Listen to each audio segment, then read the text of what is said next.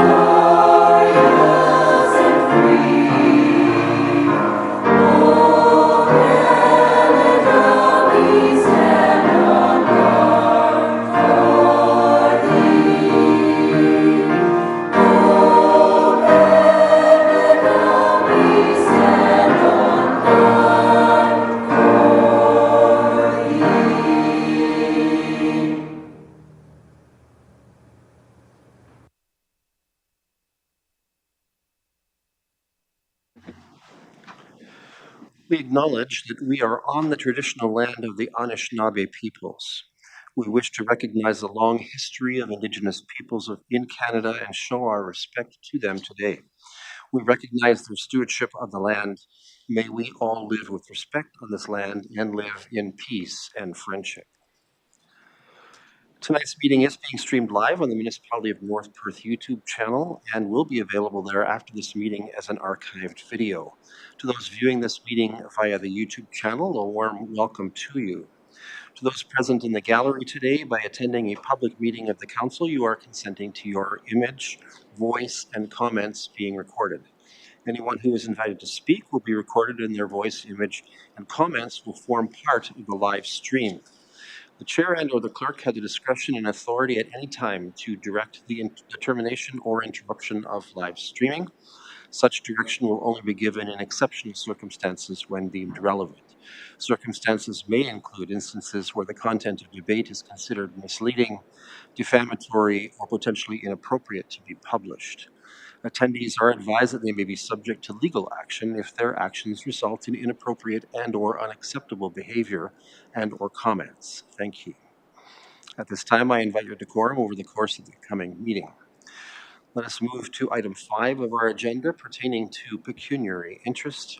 Members of council have full lives with engagement in the community. Sometimes they may find themselves with a potential financial or pecuniary interest in an item at the council table.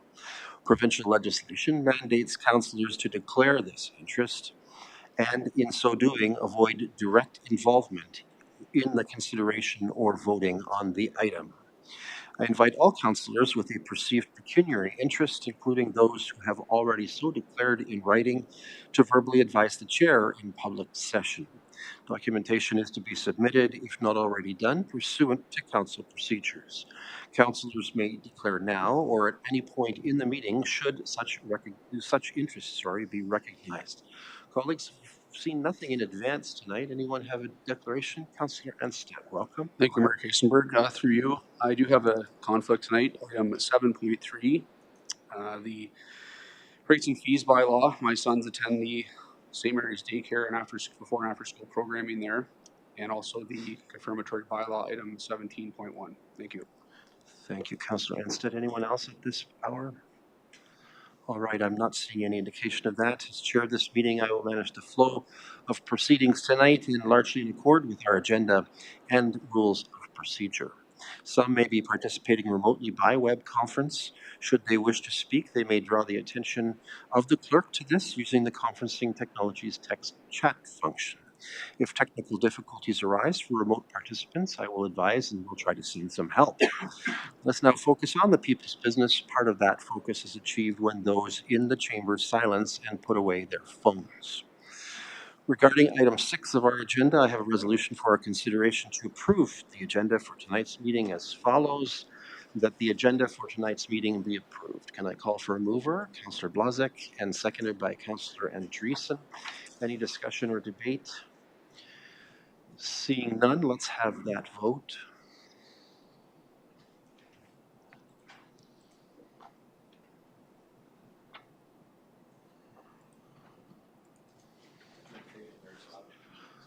Councillor Rothwell records a manual in favor vote, and with that, we have carried that resolution. Thank you. We are now at item 7 on our agenda, the so-called consent agenda.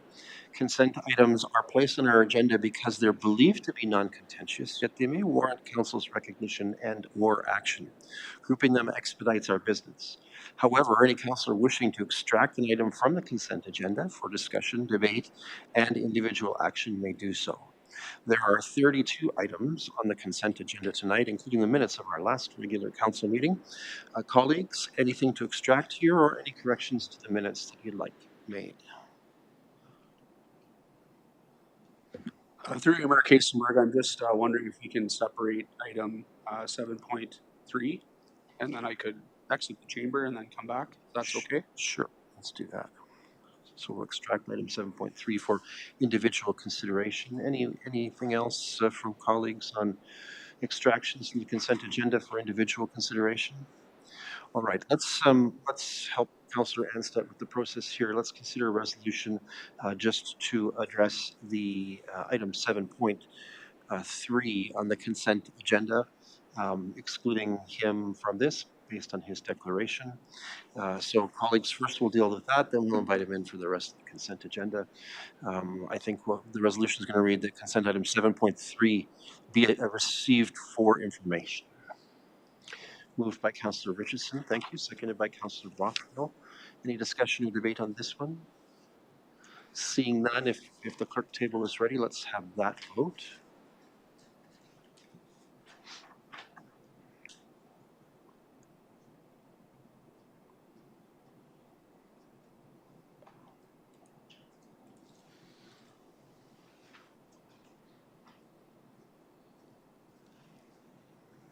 And that is carried. Now, if we can invite Councillor Anstett in for the balance of the resolution.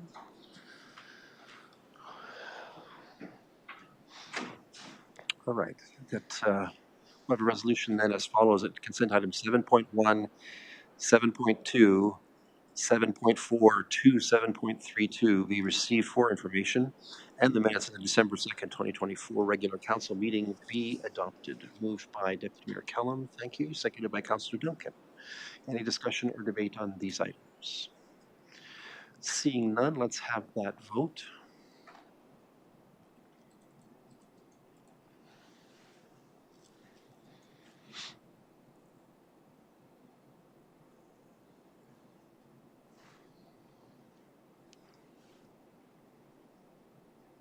And we have 10. With that, that is carried. Thank you. Let's move forward then to agenda item number 8. We will consider a delegation from one who, with interest in our council's business or authority. I remind, as always, the delegation that in accordance with council's procedural bylaw, a total time of 10 minutes per delegation is permitted, and that includes both presentation time and providing some opportunity for councillors to ask questions. A delegation is to present on the topic declared on the submitted request for delegation form, and deviations from the topic are not acceptable to the chair or council. Decorum is required. Further to my usual request that we maintain an atmosphere of respect and courtesy, I remind those delegating, the individual delegate tonight in this case, not to use the names of those who've not consented to such use. Tonight we have Scott Patterson of the Patterson Planning Consultants, who wishes to provide comment on item 9.1.1 of our agenda, an application for an official plan amendment to the County of Perth official plan. Mr. Patterson, you may approach, and the floor is yours.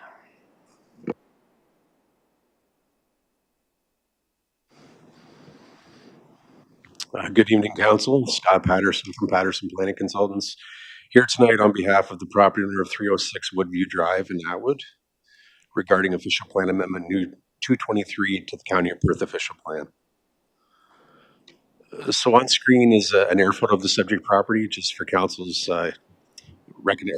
ability to locate the property in Atwood. It's on the east side.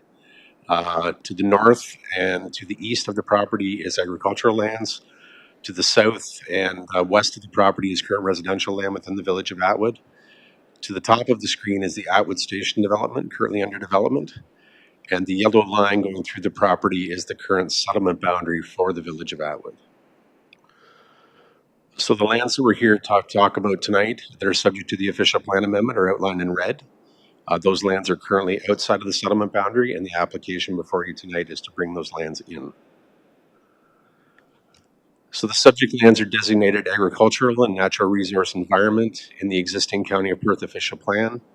As noted, the official plan amendment is to have the lands outside the settlement boundary brought in and designated serviced urban area Atwood.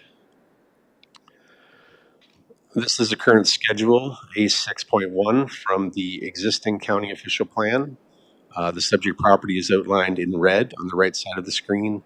You can see the yellow portion of the property, which is currently within the boundary, and the white area, again, outlined in red, which is outside the settlement boundary. This is a figure from the county's new official plan. Again, the subject property is outlined in red. This map does indicate draft, but that's no longer the case as the county has approved their new official plan. So technically, these lands have already been approved by the county to be brought in. The reason why I'm here tonight is just basically to speed things up. My friends at the ministry will probably take at least a year, maybe longer, to deal with the new official plan. My client would naturally like to get this process moving a little sooner than that. So this is a self-initiated official plan amendment, basically to bring the lands in. And then following that, there'll be additional planning applications coming forward for council's consideration. This is a copy of the current draft plan as submitted. This is a little different than the plan that was included in Nathan's planning report.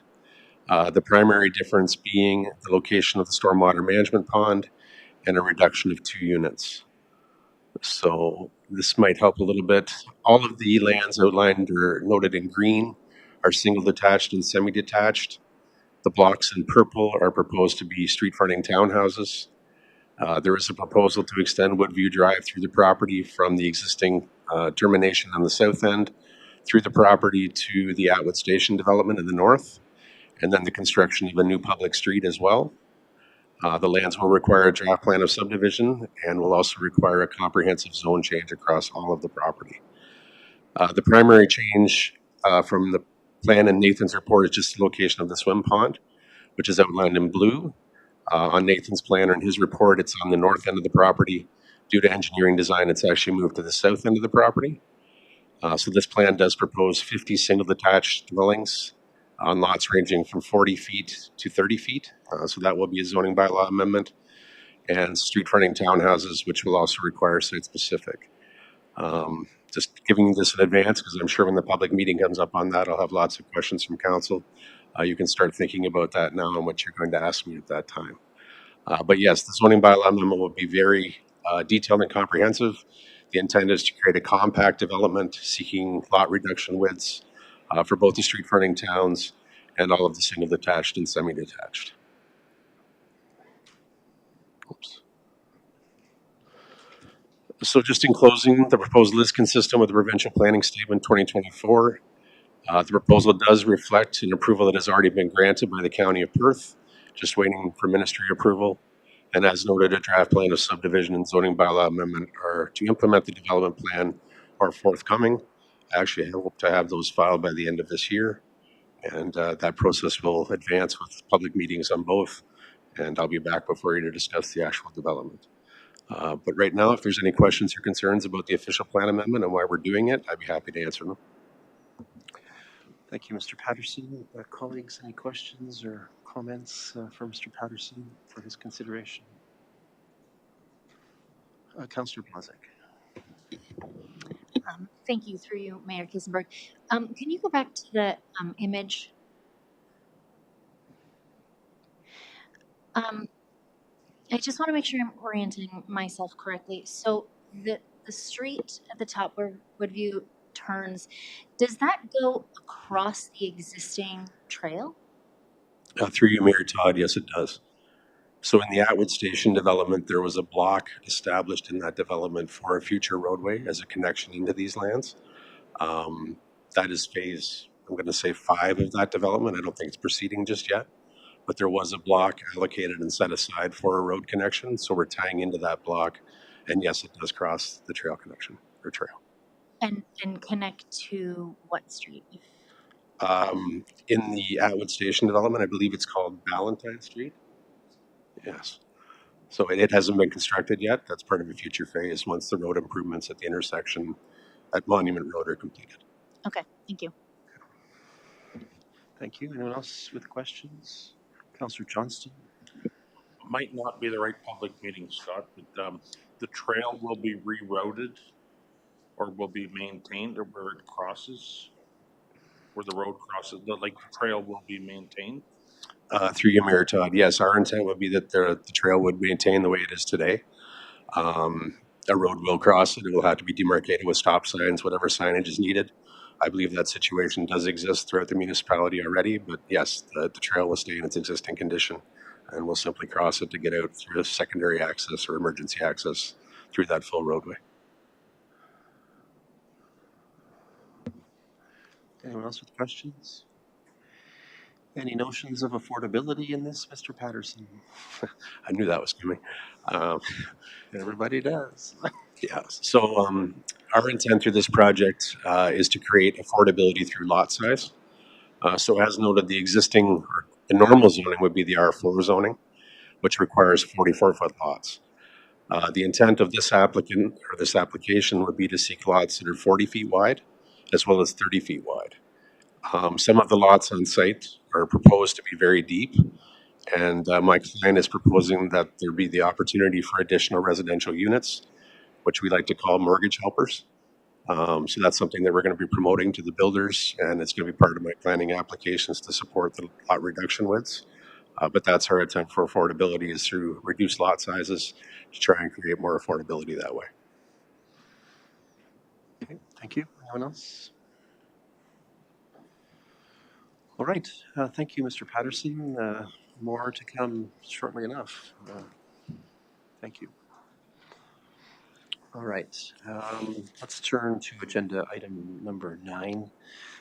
We turn first to items from the Development and Protective Services Department. This item 9.1.1, Council sees an application for an official plan amendment on land in Elmo Ward owned by party Niemer and represented by applicant Patterson Planning Group.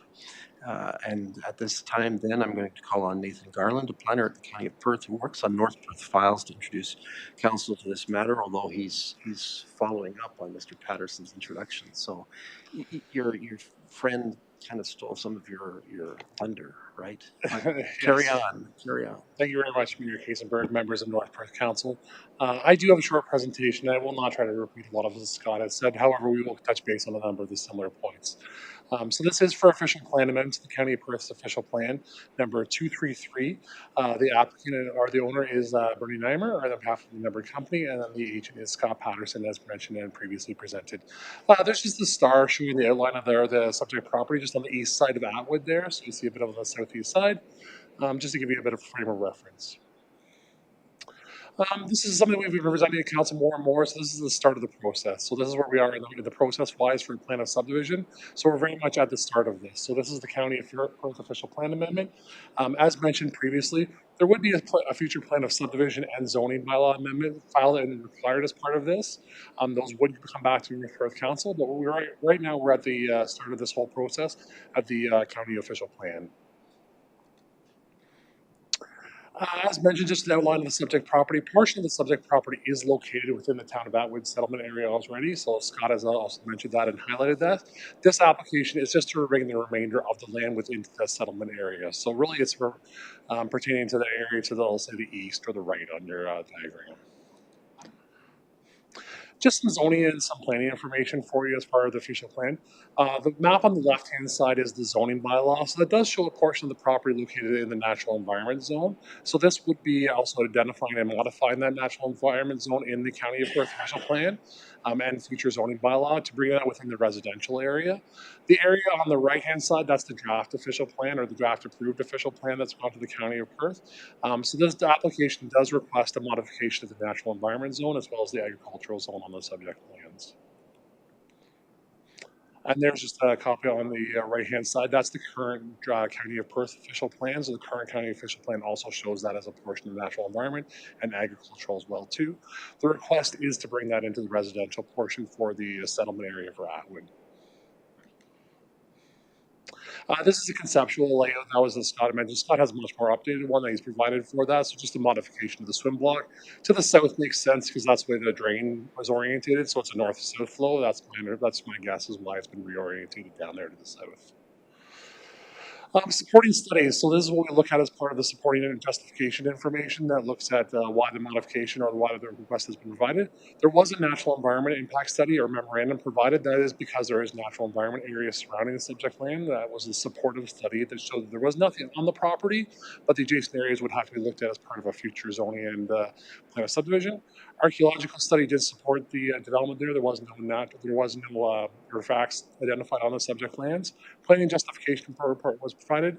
The municipal comprehensive review, this is something that the county commissioned previously, the Watson study that we refer to that looks at inclusion within that, so that's been supportive of here. I just want to identify also the floodplain assessment, so that natural environment block that was identified and request to be modified, that was a portion of floodplain area, so that's why it's included. There was a floodplain study that was commissioned as part of the application for review that has been reviewed by the Conservation Authority and supported through this. So that's why the modification was supported through the official plan amendment also. And then also there wasn't a minimum distance or MDS assessment done as part of this as well too. Just to give you an idea of where the MDS is considered, this will be modified slightly. You'd have to double check as part of the rezoning request and plan of subdivision just to make sure it doesn't impact any houses. But that very small area, probably the rear yards of the future lots that's being considered, the MDS just does encroach on there slightly. It's about a 580 meter MDS arc that it's occurred from the manure storage facility there, so that's why it encroaches just very slightly a few meters onto the subject lands. Comments have been provided. So the MVCA did provide supporting comments on the floodplain study that was done, so they did support that. They are requesting as part of a future consideration for the plan of subdivision, just some conditions, some updated mapping provided to them so that it gets rectified. As part of the works, there would be no floodplain on the land, other than maybe some work around the drain and a small drainage swale at the back of the rear yards of the properties, but there wouldn't be any kind of development within the floodplain at all. So no roads, no infrastructure, or anything like that. Bell Canada, MTO, and Blue Water Recycling also provided comments. No concerns from that end. MTO just asked for some additional information if there's any kind of traffic work being proposed, but nothing from a concern end. Just a picture of the subject land looking from the rail trail areas, not just looking towards the east from the rail trail. Planning comments, so planning staff are supportive of, so there is a floodplain study completed and MVCA was supportive of that also. No environmental concerns on the subject land, so currently it's being cropped and farmed, so there was no environmental concerns. There is some environmental area off the property, so there would be some buffering and mitigation required as part of that. MDS to look at that, very small encroachment onto the property. No longer or potentially not a stormwater management pond, however, there shouldn't be any encroachment on any houses. Archaeological has cleared the application. The municipal comprehensive review was supportive and included within the draft official plan, and then the PPS and official plan policies are supportive also.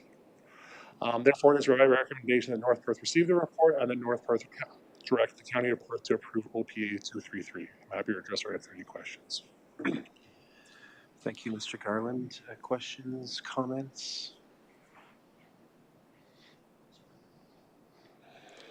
I'm not sure that the word direct is what we do. Directing the County of Perth to approve it seems a little aggressive there, but We Strongly can, suggest I'm open to. I think it is. I do have a direct. we have provided some recommendations, so I think that's probably an acceptable approach. Anyone with questions or comments before I bring on the resolution here? Okay, the resolution as follows, that the North Perth Council receives the report dated December 16, 2024, entitled County of Perth Official Plan Amendment Number 233, submitted by Patterson Planning Consultants, Inc. on behalf of 10005357777 Ontario, Inc., phone book reading again, affecting lands described as Part Lots 16 and 17, Concession B, Concession 8, Elma Ward in North Perth, municipally known as 306 Woodview Drive in Atwood, and that North Perth Council provides a recommendation to Perth County Council that official plan amendment number 233 affecting the lands described above be approved. Moved by Councillor Rothwell, seconded by Councillor Richardson. Any discussion or debate? Councillor Rothwell. Thanks very much, Mayor Todd. And I think it's important that we make the distinction between this being an official plan amendment as opposed to going into the details of the proposed draft plan of subdivision and zoning. But I think the comments that you shared regarding affordability and so on, I think are standard that we need to, as a council, make sure that we address. And I believe that both our planner Nathan and planning consultant Scott are aware of the concerns that this council's raised. So hopefully this plan subdivision will, when it comes forward, we'll be able to go into more specific details in terms of the extent of what we hope will be affordability as a result of reduced lot frontages for both singles and semis, and perhaps towns as well as we move forward. But I won't go into any further detail because I don't think it's necessary at this point regarding the official plan amendment. Thank you. Thank you, Councillor Rothwell. Anyone else? All right, I'm not seeing any further interaction from council, so I think we can have the vote. Let's have that vote.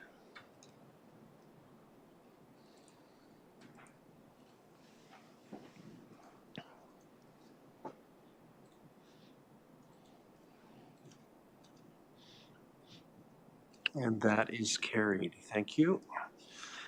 Item 9.1.2, Council again sees an application for zoning bylaw amendment by applicant Trident for lands presently owned by Party Bray and legally described as Part Lot 27 and 28, Concession 1, in the Elma Ward of the municipality of North Perth. Mr. Garland, you're up again, please. Thank you very much, Mayor Kiesenberg, members of the North Perth Council. I am here to finalize, I guess, the presentation discussion just on ZBA 6, 2024 on behalf of Trident. So I'm just going to go through, it's a very short presentation. A lot of this we've already addressed, just some very minor changes I wanted to highlight for Council's consideration before considering this. Just subdivision process-wise, this is it for bringing it back to North Perth Council. So this would be the zoning bylaw amendment coming forward, other than maybe if there was, a minor zoning or something that might be caught or missed by any chance. This would be kind of the last consideration for North Perth Council.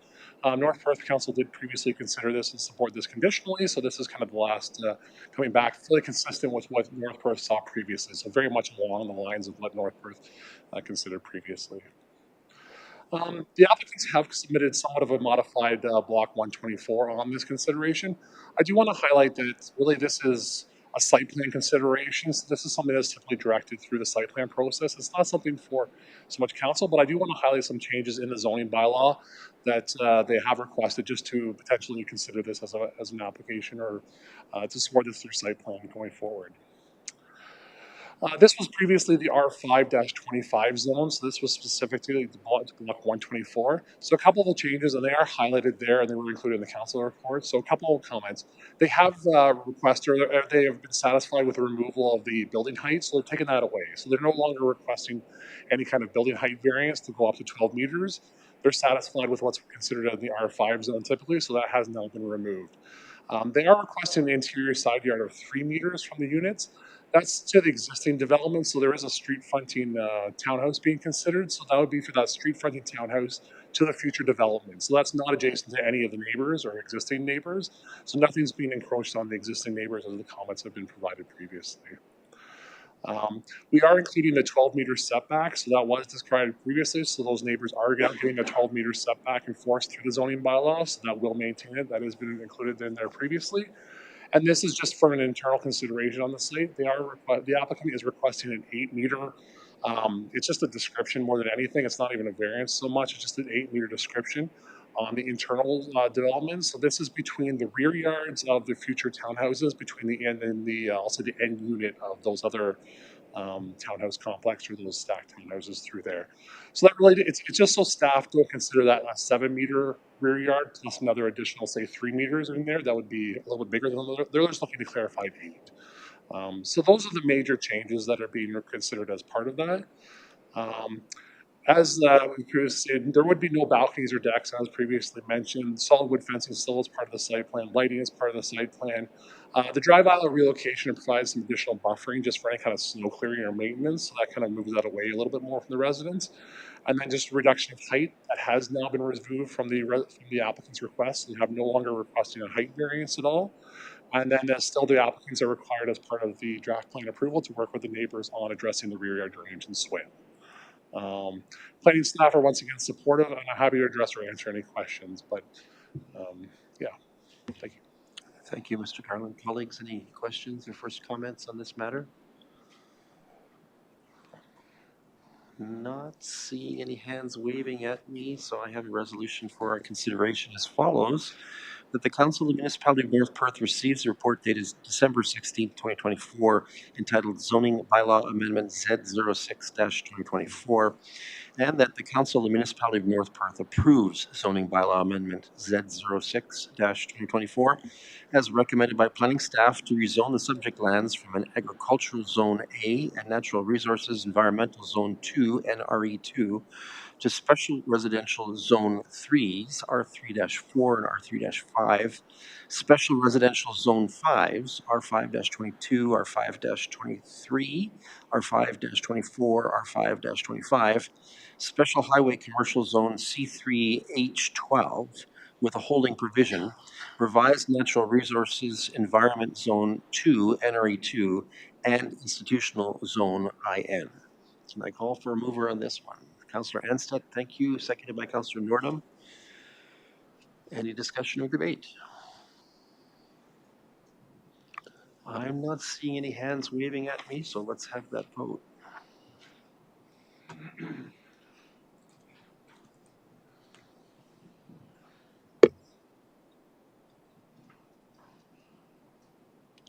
Councillor Andreessen. Emmanuel in favor vote. And with that, that is carried. Thank you, Mr. Garland. All right, we are going to be back again shortly. 9.1.3 invites council to grant an exemption from part lot control to applicant Joseph Wagler Homes for land in Atwood in the Elmo ward. This is usually done to allow lot line adjustments, including the creation of new lot lines in a parcel that is developed. County of Perth planner Nathan Garland is with us to explain and answer any questions on this one. This one's very close to my home and Councillor Duncan's home. Mr. Garland, you're up. Thank you very much, Mayor Kiesenberg, members of North Perth Council. This is my last presentation for tonight. It is for part lot control exemption 5-2024. The applicant and owner is Joseph Wagler Homes Incorporated, and it is located at 191 Queen Street in Atwood, not Queen Street West as I was corrected previously.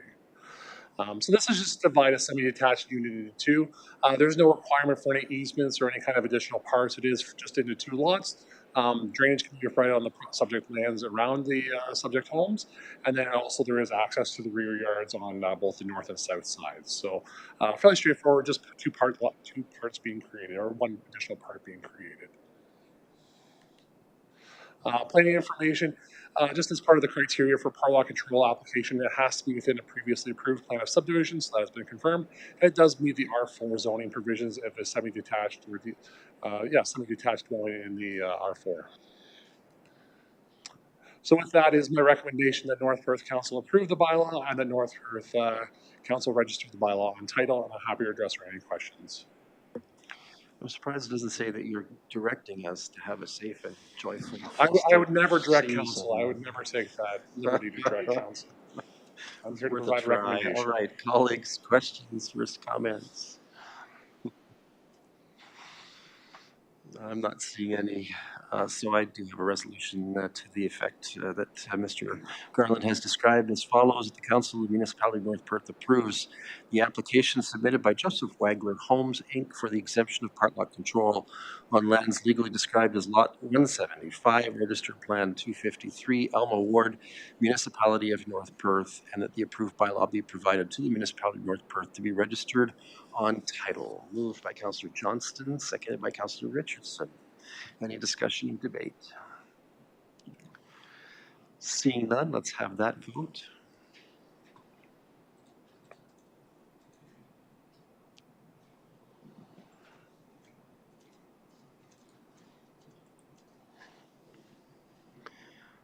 And that is carried. And Mr. Garland, we wish you a Merry Christmas too. Thank you. All right. For item 9.1.4, Council is invited to extend a contract for animal control services within the municipality. I'll call on Sally McMullen from our Development Protective Services Department to address this matter. Ms. McMullen, welcome as always.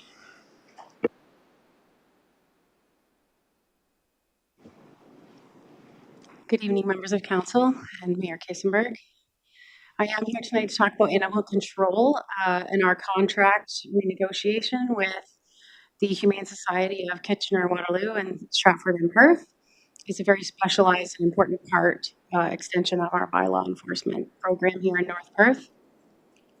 And as a by way of a little bit of background, over the past couple of years, this program at the Humane Society has taken in between 70 and 80 animals per year from the North Perth region, and also accommodates or responds to roughly 80 or 80 plus numbers of calls in our community each year as well. So that's a little background on the type of service that's provided. They manage animal care within their facility in Stratford. They also coordinate all the search of ownership of stray or sick or injured animals that are received at the Humane Society. And they take care of adoption or other means of the animal's future. The contract that we're looking at here does include stray dogs and sick or injured cats. It's important to note this is not a stray cat program here in North Perth, but stray dogs and certainly sick or injured cats are part of the contract going forward here that's proposed. They also do animal handling training for bylaw enforcement staff here at North Perth, and that's an annual offering that we get through this contract, and that's for handling of aggressive dogs. They perform clinics for North Perth residents that are held within our community through this contract as well, and that's for rabies and microchipping of animals, people's pets in our community, and that was recently held at the fire hall just last week in North Perth. They also deal with enforcement situations on aggressive or attacks against other animals or persons, and they do participate and collect evidence and provide evidence at hearings for those matters on our behalf here in North Perth. The contract is estimated in 2025 to be just under $13,000 for that year, and it's proposed a 4-year contract renewal with increases only on this value for the price index calculation annually. One of the things I wanted to address while we talk about the contract negotiation is some of the website updates I think that we need to make here in North Perth to explain or further assist members of our public in how to integrate or how to connect and engage with the service that's provided in our community. And animals are generally received at the Humane Society by a variety of means. So officers from the Humane Society itself or bylaw officers would capture or contain the animal and deliver it to the Humane Society. Sometimes members of the public or people who are successful in luring a stray animal may find that they have delivered that to a vet clinic, and the vet clinic then contacts the Humane Society and they collect that animal. And then the other avenue that we sometimes see is through the public itself. So some animals, in fact, quite a few, are delivered to the Humane Society from our community by members of the public. One of the things that I think we would like to address here in North Perth is an opportunity for folks with a specific skill set on capturing or luring animals that are stray or perhaps aggressive or sick or injured, that they would have an opportunity to provide that service for remuneration. And in that case, we have an existing procurement process here in North Perth for contractors of quite a variety of contractors. And so I think it's wise for us to consider the use of our existing procurement process for individuals who are interested in that type of service provision here, that they would follow that avenue. And we would have them then on a roster, for instance, if members of the public or by law enforcement needed the assistance of someone with a specialized skill. It may consider that that is a duplicate of service that the Humane Society is providing, but I would like to give that some context and some scope, that the actual containment or delivery of an animal to the Humane Society is really a very small portion of the services they're providing through this contract. So sometimes the need arises, and I would offer that in the last year it had arisen a couple of times over the 70 animals that were received and brought to the Humane Society. So the recommendation that I am putting forward tonight is for the renewal of the contract for this extension of service here in North Perth and the provision of things that I outlined at the beginning of this presentation with the Humane Society of Kitchener-Waterloo, Stratford, Perth. And we do receive also a direction to accommodate the interested parties in our existing procurement process. Okay, thank you, Ms. McMullen. I'll ask the first question actually with regards to that procurement process. Do you see us issuing an expression of interest for subcontractors for this purpose, or is this they'll approach us and once they do, we can do what we do with procurement processes to let them in? So thank you for the question. I would offer that when we are looking for specific services in other avenues of bylaw enforcement, property standards, for example, we have both scenarios unfold. So some folks come to us with that interest of doing that work, and other times we need to seek someone. It just depends what's available on the roster at the time. Okay, so it is entirely possible that there'll be a request for expressions of interest in the near future.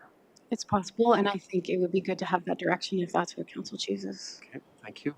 Colleagues, Councillor Andreessen. Thank you through you, Mayor Kiesenberg, and thank you to Sally McMullen for your report. We've had some conversations lately, and I appreciate all your work with this so far.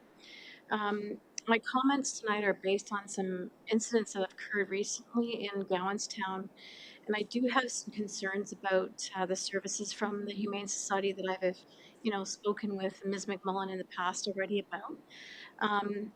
I want to thank you, though, to begin with, because I believe that your idea about updating the website is very important. I think that'll help residents to know what the process is in terms of, what to do with stray animals and, what steps they can take. So I think that update will be very helpful. And I would also really support the idea of securing some local service providers locally through a procurement process, because I know in some recent incidents, the Humane Society's ability to respond in a timely fashion was not adequate. There were some dogs that were really out and about for almost a week, and there were some really grave concerns by our residents. So, and at the time, we had some local people really make a big difference in helping. So hopefully, this, I think we should support seeking some local services for sure. When I reviewed the contract, I do have some thoughts around the contract. And a couple of things I want to think about or suggest is could we, in the contract, have the Humane Society ensure that they own and access appropriate equipment to apprehend and transport large dogs when servicing the municipality of North Perth? And the reason for that is that when local residents spoke to the Humane Society, they were not able to respond because they didn't have the appropriate equipment. And that's very frustrating when a humane society doesn't have, appropriate vehicles or cages or equipment to respond. And I'm wondering if that could be in the contract as an expectation. And the other thing I want to ask about is just the time frame for responses when we have residents send an inquiry or concerned about a stray animal. What is the expectation from the Stratford Humane Society in terms of how long it'll take for them to respond? Because that's been a point of huge frustration with some of our residents who were dealing with dogs that have been, out and about for days on end. So having something in the contract might be helpful in terms of some kind of time frame. So that's my comments at this time, and thank you for Sally, to Sally McMillan for your support and work already. Thank you. Did you wish to respond, Ms. McMillan? Yes, thank you, and for the comments as well. Thank you, Councillor Andreessen. So I can confirm that the Humane Society does now have a trap for large animals, and we have considered. We also have a crate here. We have had for some time that is in the possession of the bylaw officers, and I would also like to, and I was remiss maybe in doing this before, but tonight in attendance, we also have the manager of animal services from the Humane Society with us, Janice Maxwell, as well as an animal services officer, Morgan Schumacher. And I would like to give them an opportunity to speak to your question. And I would also offer that in my sort of short experience with animal control since joining North Perth a year and a half ago, that there is a whole suite of possibilities when a call comes in. And so they do have quite an organizational chart or a flow chart process map for how they deal with different types of circumstances. And so I would invite them to address your question and perhaps shed some light on the complexity uh, of the scenarios that they do encounter. Okay, I'll permit that if they wish to join us. Yeah.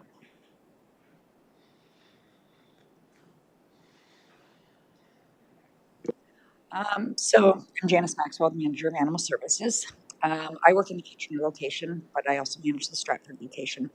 So for timing, we triage our calls. So we may have an injured animal, which we of course will have to attend first because we're not going to let that animal suffer. Another thing is that's very helpful is if somebody can keep eyes on the animal, because we do have to travel quite a distance to apprehend the animal or try to catch the animal. So we do request public's assistance for any of the jurisdictions that we cover. Um, we try to keep our response time as quick as possible. This year, like at this time of year, we're much quieter, so we can respond much quicker. I was not around for the particular incident for the one dog that was running for several weeks, but my understanding was we didn't hear about it until the dog had already been running for 2 weeks. And at that point, nobody had eyes on the dog, so we didn't know where it was. We do use an organization in our Kitchener location that will also go to our Stratford areas as well. They're called Ground Search and Rescue. They also have live traps with tail cams on them. We just need to find a property that will allow us to set them up on them, and then we can monitor them all night. And if an animal is captured in them, we can go out and get them. So we do have processes in place, but again, there's different scenarios for every situation. Okay, thank you. Anything further from Councillor Andreessen on this? All right, and you can confirm that the larger cage that. Oh yes, we have live traps for smaller animals, larger animals. And like I said, we do work with ground search and rescue as well. Okay, thank you. Colleagues, anyone else have questions for Sally or potentially for Yes. Yes. our guests? Councillor Duncan. Yeah, I still have a question for Sally, please. Yeah. Sally, I see number 13. It says sick, injured, or deceased wildlife on private property will be billed by the service provider to the property owner at $75 per call. How are we handling the wildlife aspect on municipal property? Will the Humane Society be responding for sick wildlife on municipal property as well? Yeah, and that's free of charge. Yes. And that's part of our contract? It's part of our contract, yes. Okay. Okay, anyone else with questions or first comments?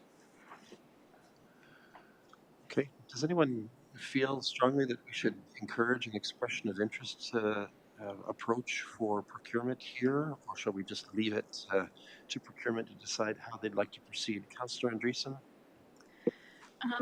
I do feel strongly that we should pursue some local service providers for that purpose. It's something that made a huge difference when we were dealing with some issues in the last month or two. And I know our residents really appreciated it. So that would be my recommendation, but it's definitely the will of council. Thank you. Okay. The resolution is, it intends to allow procurement to figure it out.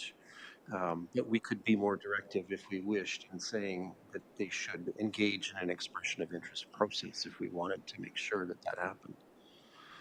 Yes, I would love to have that included. Thank you. Okay. Any colleagues really anxious about us amending the resolution a little bit to allow for an expression of interest process? Okay. Clerk Klein, you sort of know where we're going there.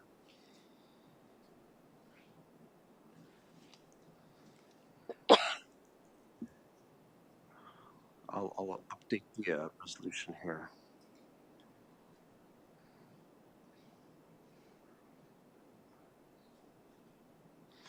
All right.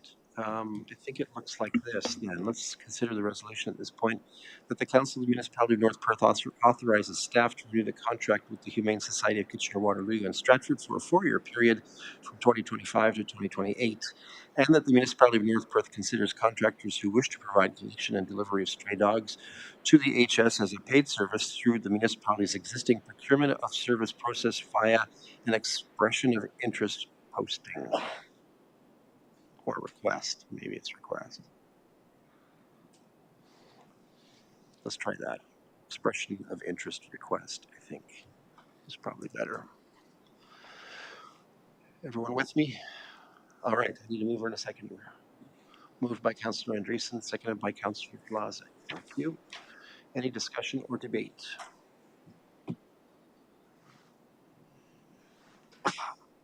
Okay, I'm not seeing any hands waving at me anymore, so let's have that vote.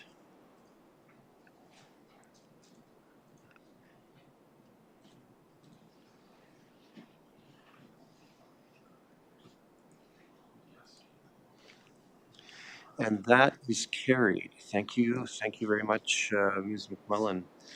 And for our visitors, we appreciate you coming. Let's move on. Next, item 9.1.5. Council will hear from Jenny Pape, our Manager of Development and Protective Services and Fire Chief, concerning fire service levels, particularly in response to some expressed community concerns about confined space and high-angle rescue. I appreciate this is, and I hope you'll pardon my pun, a hot topic right now. And so to get an early report on this is helpful. Chief Pape, the floor is yours. Thank you, Mayor Todd. Good evening, Council. Municipal councils set levels of fire protection services through an establishing and regulating bylaw. Decisions regarding service levels are to be informed by a community risk assessment. The community risk assessment was received for information in this municipality on July 15th, 2024, and revealed that North Perth's highest call volumes are attributed to medicals, motor vehicle collisions, false fire and carbon monoxide alarms, and fires. Although the North Perth Fire Department has not historically provided confined space and high-angle rescue, staff has recently become aware that there is concern in our farming community about the current level of service. This report is intended to provide Council with information regarding the levels of training required to increase the level of service, the financial implications to offering this type of specialty rescue service in our community, and the recommended mitigation strategies to reduce grain bin and silo incidents.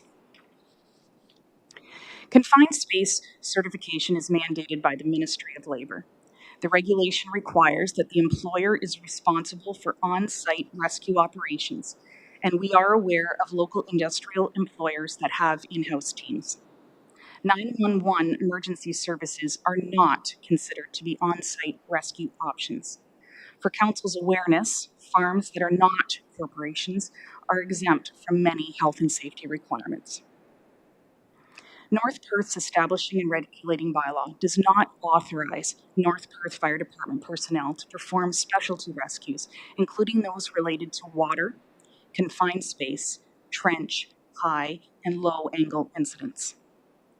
In 2024, the North Perth Fire Department responded to 2 incidents involving grain bins and 1 incident involving a silo. Past lost and event history shows that this cluster of incidents is an anomaly, as the NPFD has not responded to rescue in a grain bin or silo in several years. It is the NPFD's experience that the majority of incidents involving grain bins and silos are preventable if the appropriate precautions are implemented. For example, equipment is locked out and tagged out, and utilization of 4 gas meters. While 2 of the incidents that we responded to this year had positive outcomes, the 3rd resulted in life-altering injuries. All 3 incidents put our first responders at risk, both physically and psychologically. In response to the incidents, staff connected with North Perth's agricultural specialist and the Ontario Federation of Agriculture to discuss opportunities to collaborate on educational efforts. Plans are in the works to have a lunch and learn through the OFA and a presentation to North Perth's Agricultural and Agribusiness Advisory Committee in the new year. Additionally, the 2025 proposed budget includes funds to create a public safety announcement involving a farmer involved in one of the incidents and one of our volunteer firefighters who effected the rescue. So for some context, there are 437 fire departments in our province. This includes 32 career departments, 210 composite departments, and 195 volunteer fire departments. In 2023, only 3 volunteer fire departments provided both confined space and high-angle rescue level of service in their community, and only 20 of 32 career departments offer this level of training. Howick, Minto, and Saugeen Shores have recently disbanded their specialty rescue teams due to the significant financial commitment required to provide this level of service, the calls to these types of emergencies being infrequent. Firefighters who are volunteers are unable to commit to the significant training requirements and could not sustain the level of service on a 24-hour day, 7-day a week, 365-day a year basis. No fire departments in Huron or Perth offer this type of rescue. To provide confined space and high-angle rescue, 120 hours of initial training would be required for each firefighter to become certified, and 48 hours of annual recertification training. To effect a rescue safely, a minimum of 12 qualified firefighters would be required. However, due to the unpredictability of emergency calls and volunteer availability, at a minimum, 20 firefighters would need to be trained. The time commitment is significant, and that has been cited as a current and past retention issue. It is important to note that NPFD's current staffing model does not allow for an increase to this level of service. In light of this, a request was made to include the cost of hiring 20 full-time firefighters when preparing this report, and this would allow for the increased level of service. I've included the numbers below, which are for illustration purposes only. We spoke with the Stratford Fire Department, and these are the numbers that they're using. So these are current numbers in the 2025 contract. While our community continues to grow, consideration to increasing NPFD staffing complement will be required. However, hiring full-time firefighters to provide confined space and high-angle rescue is not recommended at this time by staff. The costs outlined, as I said before, have been included for illustration purposes only. Instead, the preferred approach would be to augment North Perth's current level of service for confined space and high-angle rescue, recommending proactive, cost-effective strategies to engage and educate our farming community to minimize these types of emergencies. Number one, proceed with plans for the public safety announcement focused on grain bin safety as part of our work plan in 2025. Number two, to continue to collaborate with the OFA about potential lunch and learn opportunities. Number three, fire department personnel to present at the next Agriculture and Agribusiness Advisory Committee meeting. Number four, promote existing low-cost Set 7 confined space awareness and lockout, tag-out course offerings within our farming community. Apparently, these have been offered in the past for free, and the courses were not filled. Number five, collaborate with the North Perth Library about the possibility of adding 4 gas meters to our lending collection. And number six, staff to prepare a press release outlining the strategies available to farmers to mitigate risks related to grain bins and silo gas. So my recommendation tonight is that the Council of the Municipality of North Perth endorses the 6 mitigation strategies outlined in this report and to augment the current approved levels of service with that type of public education approach. Happy to answer your questions at this time.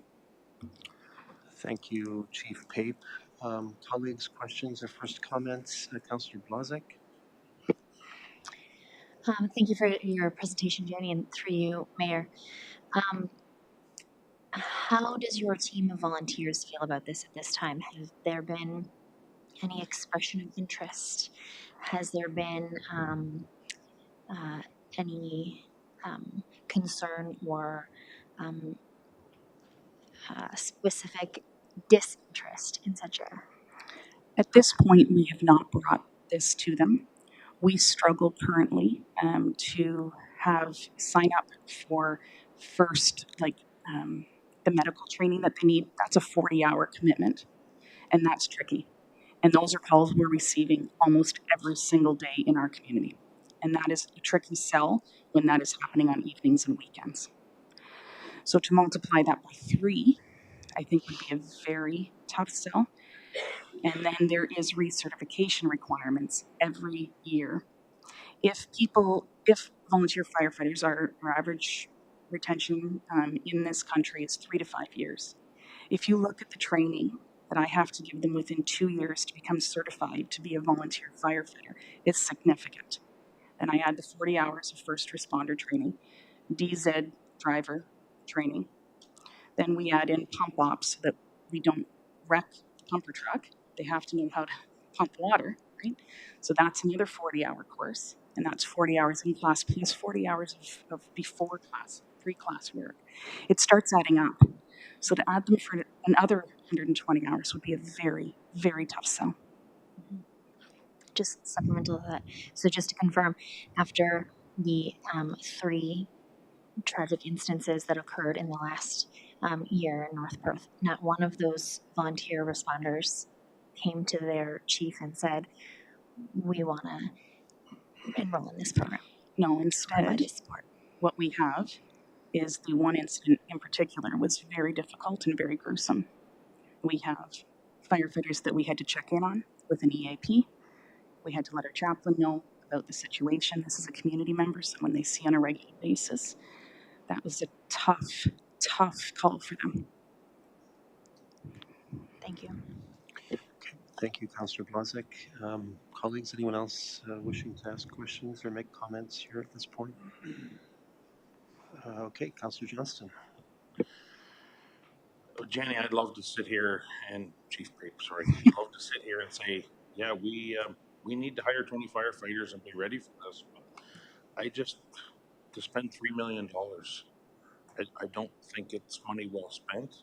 I like your 6 approach, your six-plan approach here. I think we need to advertise that the gas meters are available, and how hard are they to operate, or I don't know much about them, but I think, and you were talking about PSA focused on grain bin safety and silo safety, and I was thinking about, well, we got to get to the farming community, and they don't want to come to another meeting. Mm-mm.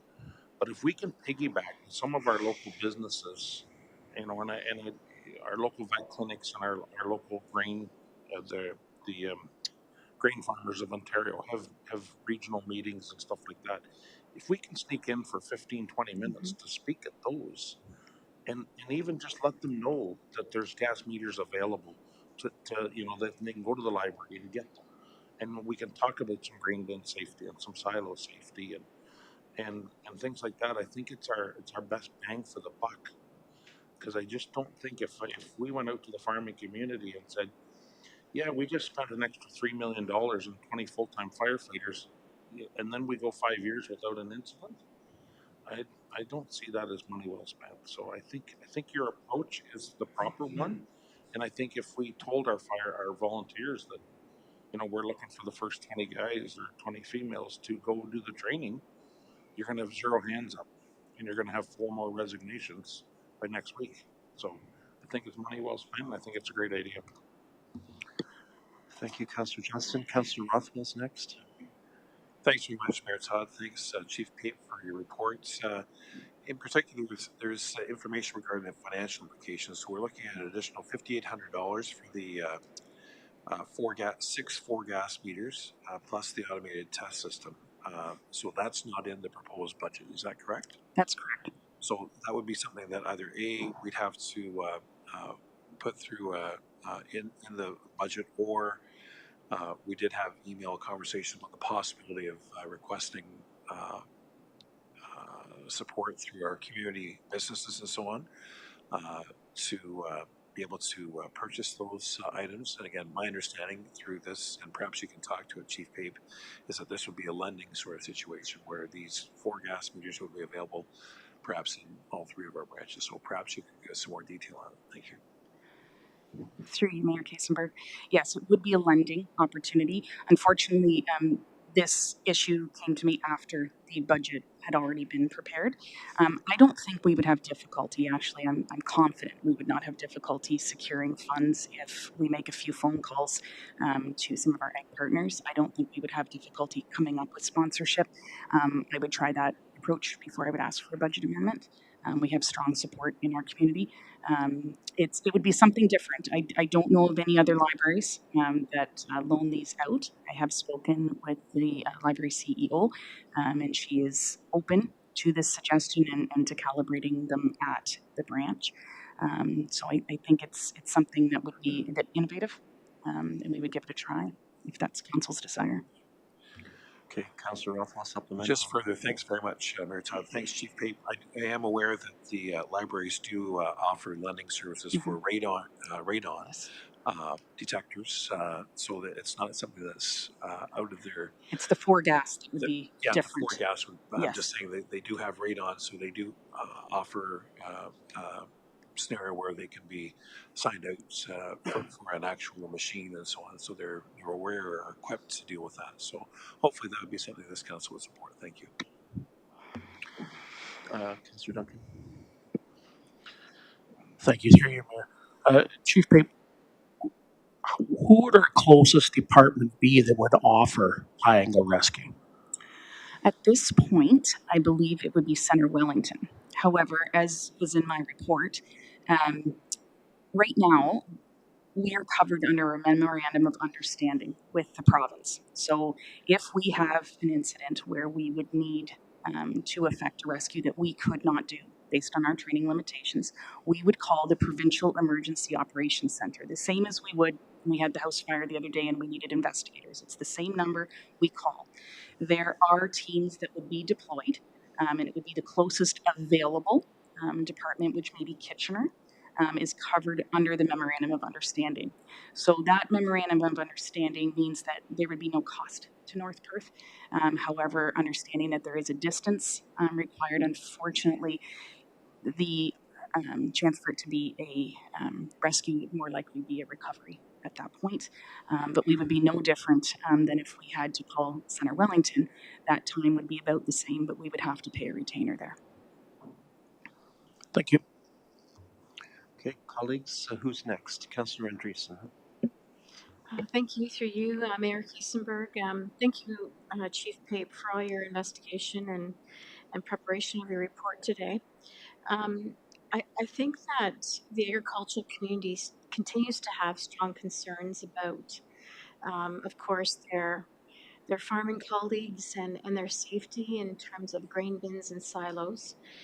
And it feels very difficult because this is very cost prohibitive to, provide any kind of service locally, especially from a voluntary fire department. And through my calculations, with 52 weekends and really requiring, you would need 28 weekends to train firefighters, and I'm sure they don't want to give up that time to, do this kind of training. Unfortunately, though, the concern doesn't go away, right? Even though that we have a $3 million cost and all these training requirements, the concern doesn't go away. So one of my hopes and recommendations would be to continue to have conversations with the OFA and our farming community to see if there's any other solutions that could be raised from our community or ideas that could help in this particular situation, and to look at what their ideas could be, and perhaps what their thoughts are around funding in terms of if we needed to move towards trained and full-time firefighter departments, what their ideas would be for funding for that. So just recommendations about continued conversations with our community. Thank you. Okay, thank you, Councillor Andreessen. Councillor Johnston. Just really quickly, I think if we go ahead with adding the gas meters, the 4 gas meters to the libraries, we'll just have to make sure we get the word out. There's a few farmers in the crowd tonight, and I don't think any of them visit our libraries very often. I'm not even sure one can read much. So I think it's going to be an advertising thing that we need to know that they're out there. Fair enough. Can I ask a question about this loaning idea to the library? I'm imagining that these devices actually need long-term placement in these silos to actually be effective. Am I right or wrong about that? Through you, Your Worship. No, and I apologize. I just called you Your Worship. Something my predecessor did. I apologize, Mayor Todd. It's something that you would first you would sample fresh air, then you would take it into the silo with you to see if there is a difference and to see if it is reading the gases that would be dangerous to a person. So no, it's not a long term. Not a long term at all. It's the same device that we use at our sewage treatment plant, that we use when we go to a variety of calls. It doesn't take long at all. If there's readings, we'll tell quite quickly. Okay, thank you. I was thinking smoke detector and carbon monoxide detector. So, anyone else with questions? Councillor Nordam, comments, questions? Thanks for the report. Is there a personnel daily at each fire station? I'm just wondering. A which? Sorry? Is there personnel at each fire station daily, like the Atwood station? No.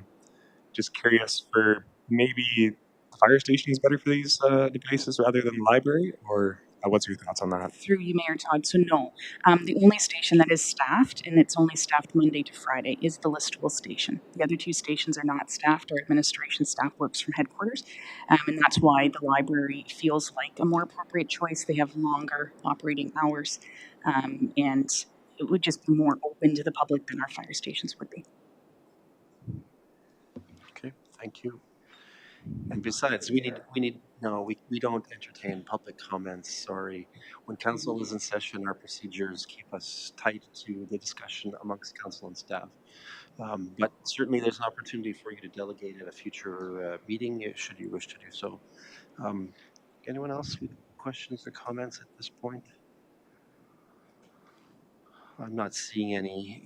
So we have a resolution that talks about the 6 mitigation strategies I kind of got a whiff of a notion that perhaps there was a desire to continue to extend consultation a little bit with some farmer represented or representative organizations. I see Councillor Andreessen nodding her head.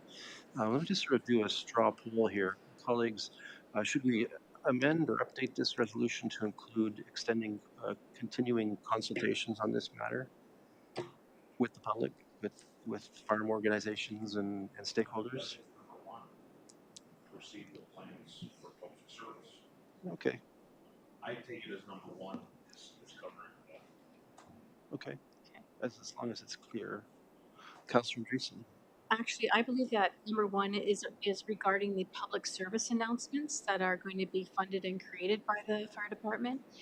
And I think that the collaboration with different agricultural organizations and members of our community who are from our farming community really should be consulted about some of their ideas. I think there are some good ideas out there that we should consider and be open to, and perhaps, could service their needs. This is a life and death situation that people have grave concerns about, and if they have ideas to share, I think we should really, be open to looking at opportunities with that. Thank you. Okay. Okay. So the resolution we have, I think we will try to add some language to it here. The Council of the Municipality of North Perth endorses the 6 mitigation strategies outlined within the report to Council from the fire chief, it probably should say, to augment the current approved level of service for confined space and high-angle rescue, and that Council directs staff to extend consultation to relevant stakeholders in the agricultural community.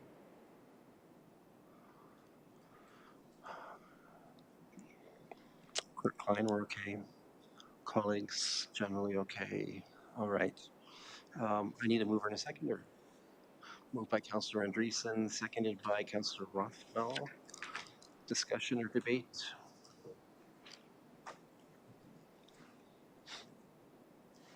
Not seeing any. Clerk's table ready with this one?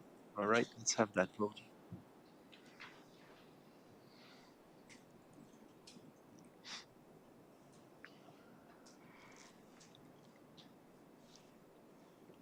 And that is carried. Thank you, Chief Pape.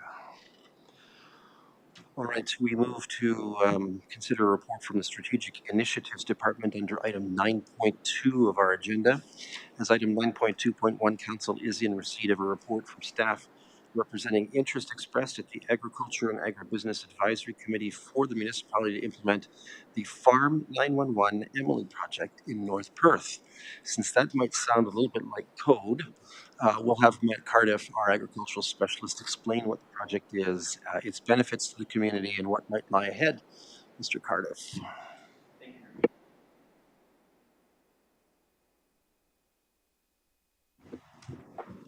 All good.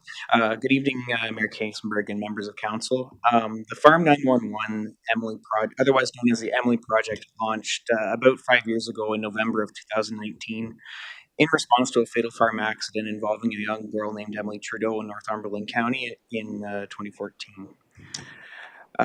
The project encourages owners of agricultural or vacant rural land to have civic addresses assigned to their access points to assist with emergency services locating the property. So these are your farms that wouldn't have had buildings on them previously, still known by their legal description as, lot 28, concession 3, etc. Not necessarily easily identifiable from the road. North Perth's involvement in this initiative will primarily focus on developing a public safety campaign using materials from the Farm 911/Emily project and encouraging landowners to apply for civic address signs with the help of community partners.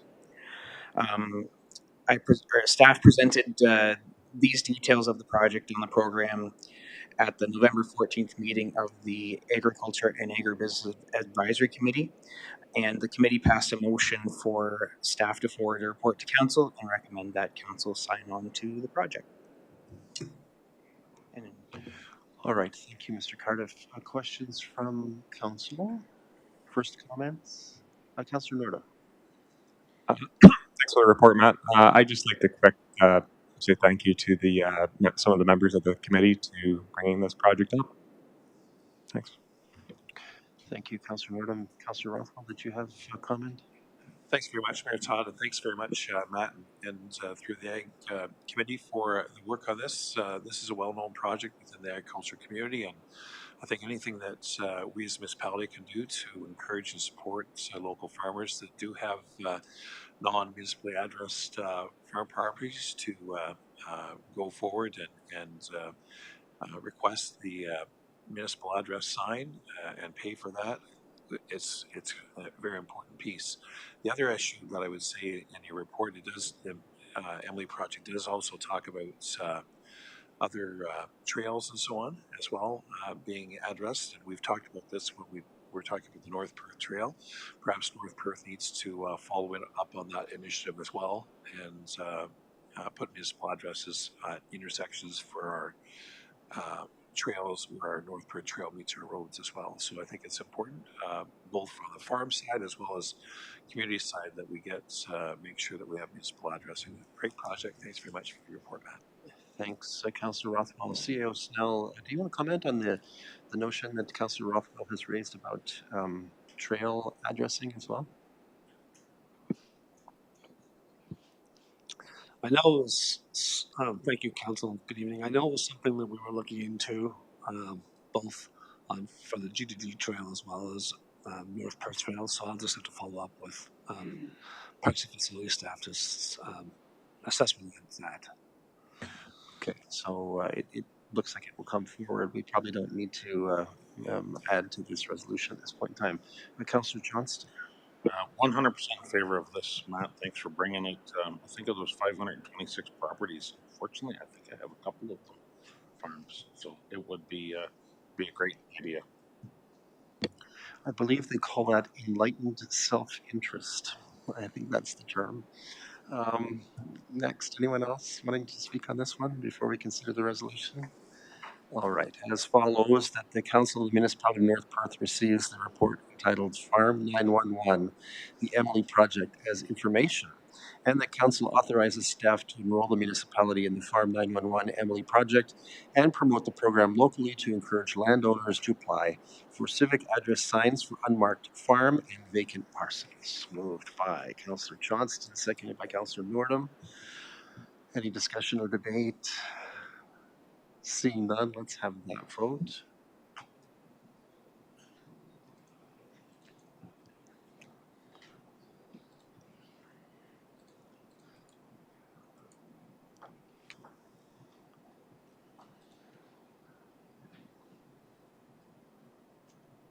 And that is carried. Thank you. Thanks, Matt. Let's turn to a report from the Corporate Services Department under item 9.3 of our agenda. As item 9.3.1, Council is presented with a report reminding it that the current contract for closed meeting investigator services is approaching its end date, and that we have an obligation to contract with the closed meeting investigator. It would appear that our long-serving incumbent, Mr. Greg Stewart, is willing to continue to provide the service, and it is a recommendation of staff that we seize that opportunity to continue with Mr. Stewart. North Perth Clerk Lindsay Klein will address this matter. Ms. Klein, the floor is yours. Thank you, Mayor Kasenberg. Through you to members of council. Mr. Mayor, you summarized my report pretty much to a T. We're just looking to renew our agreement with Mr. Gregory Stewart, who is our closed meeting investigator, for an additional 2 years. His current agreement expires at the end of this year. We're looking to extend it till the end of December 31st, 2026. It's a joint agreement with the other lower tiers. They've all brought them forward, or will be bringing them forward to their councils, and they have no concerns. So we're just looking for council's approval to extend that agreement. Thank you, Ms. Klein. Any questions or first comments on this one? Seeing none, the resolution as follows, that the Council of the Municipality of North Perth approves the renewal of the agreement with Gregory Stewart to serve as the Municipality of North Perth's closed meeting investigator, and that the mayor and the clerk are hereby authorized to execute an agreement to contract the services of Gregory Stewart as the Municipality of North Perth's closed meeting investigator. Moved by Councillor Rothwell, thank you. Seconded by Councillor Richardson. Any discussion or debate? Seeing none, let's have that vote.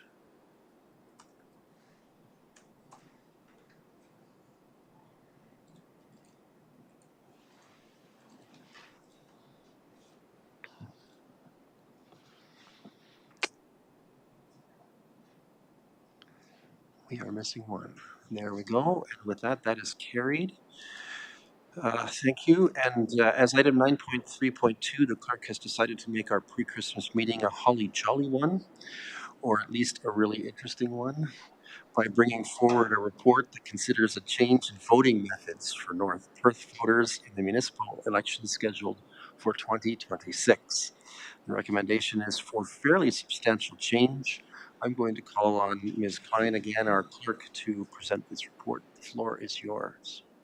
Thank you, Mayor Kasenberg, through you to members of council. So the next municipal election will be held on Monday, October 26th, 2026, and the Municipal Act requires that municipal councils pass a bylaw authorizing the use of alternative voting methods by May 1st, 2026.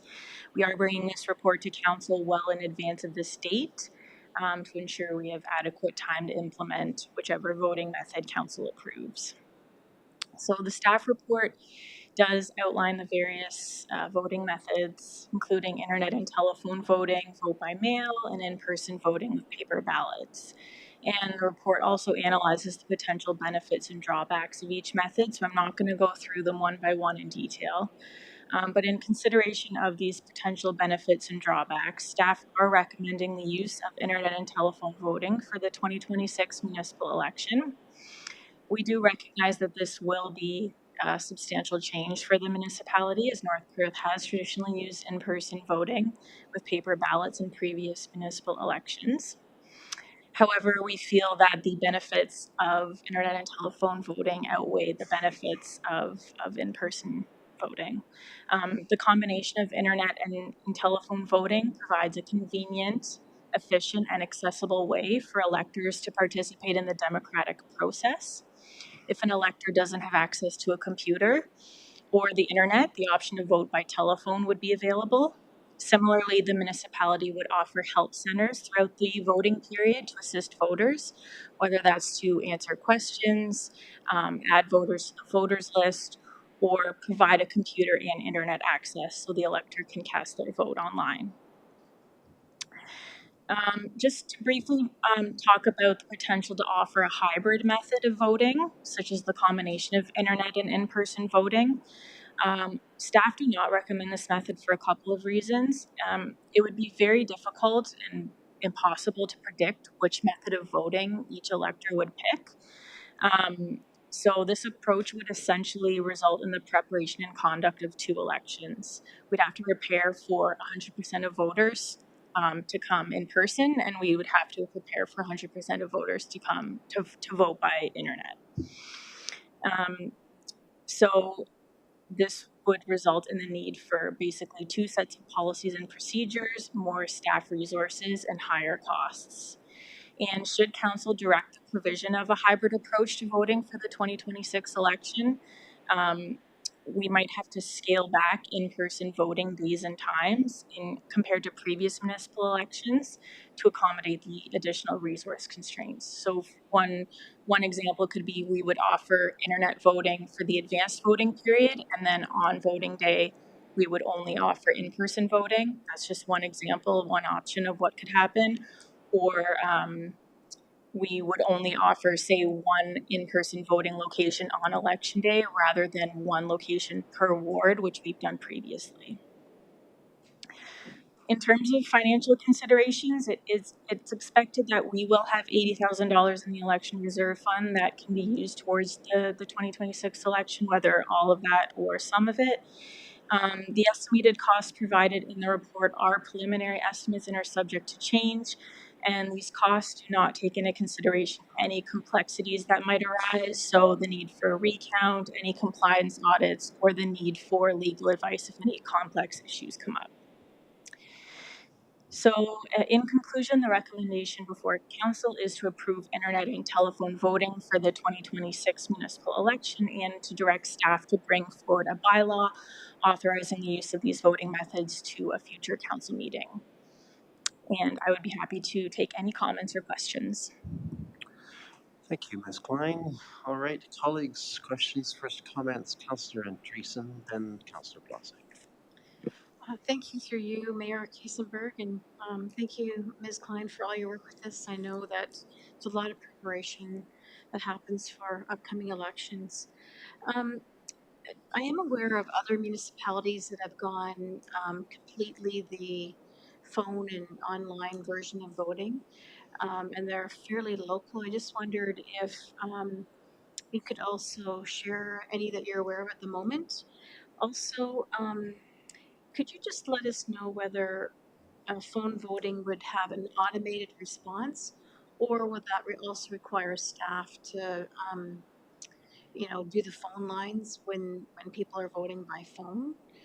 Um, and my third question is just around seniors, whether through previous municipalities, if seniors and their needs have been accommodated through phone and online voting. Thanks. Through the Mayor to Councillor Andreessen, thank you for your questions.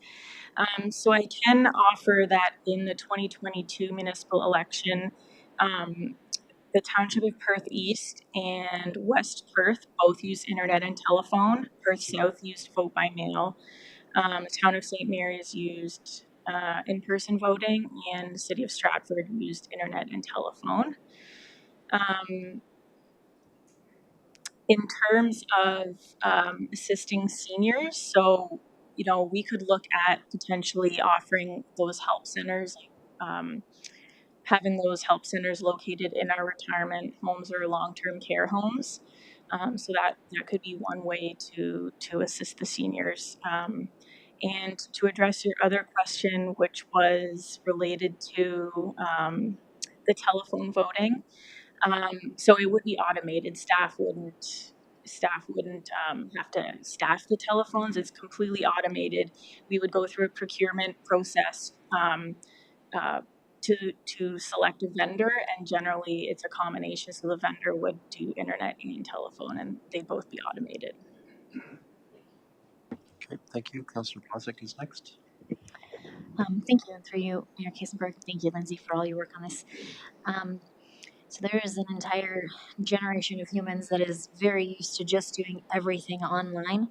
And I think that it's so important that we civically engage those people.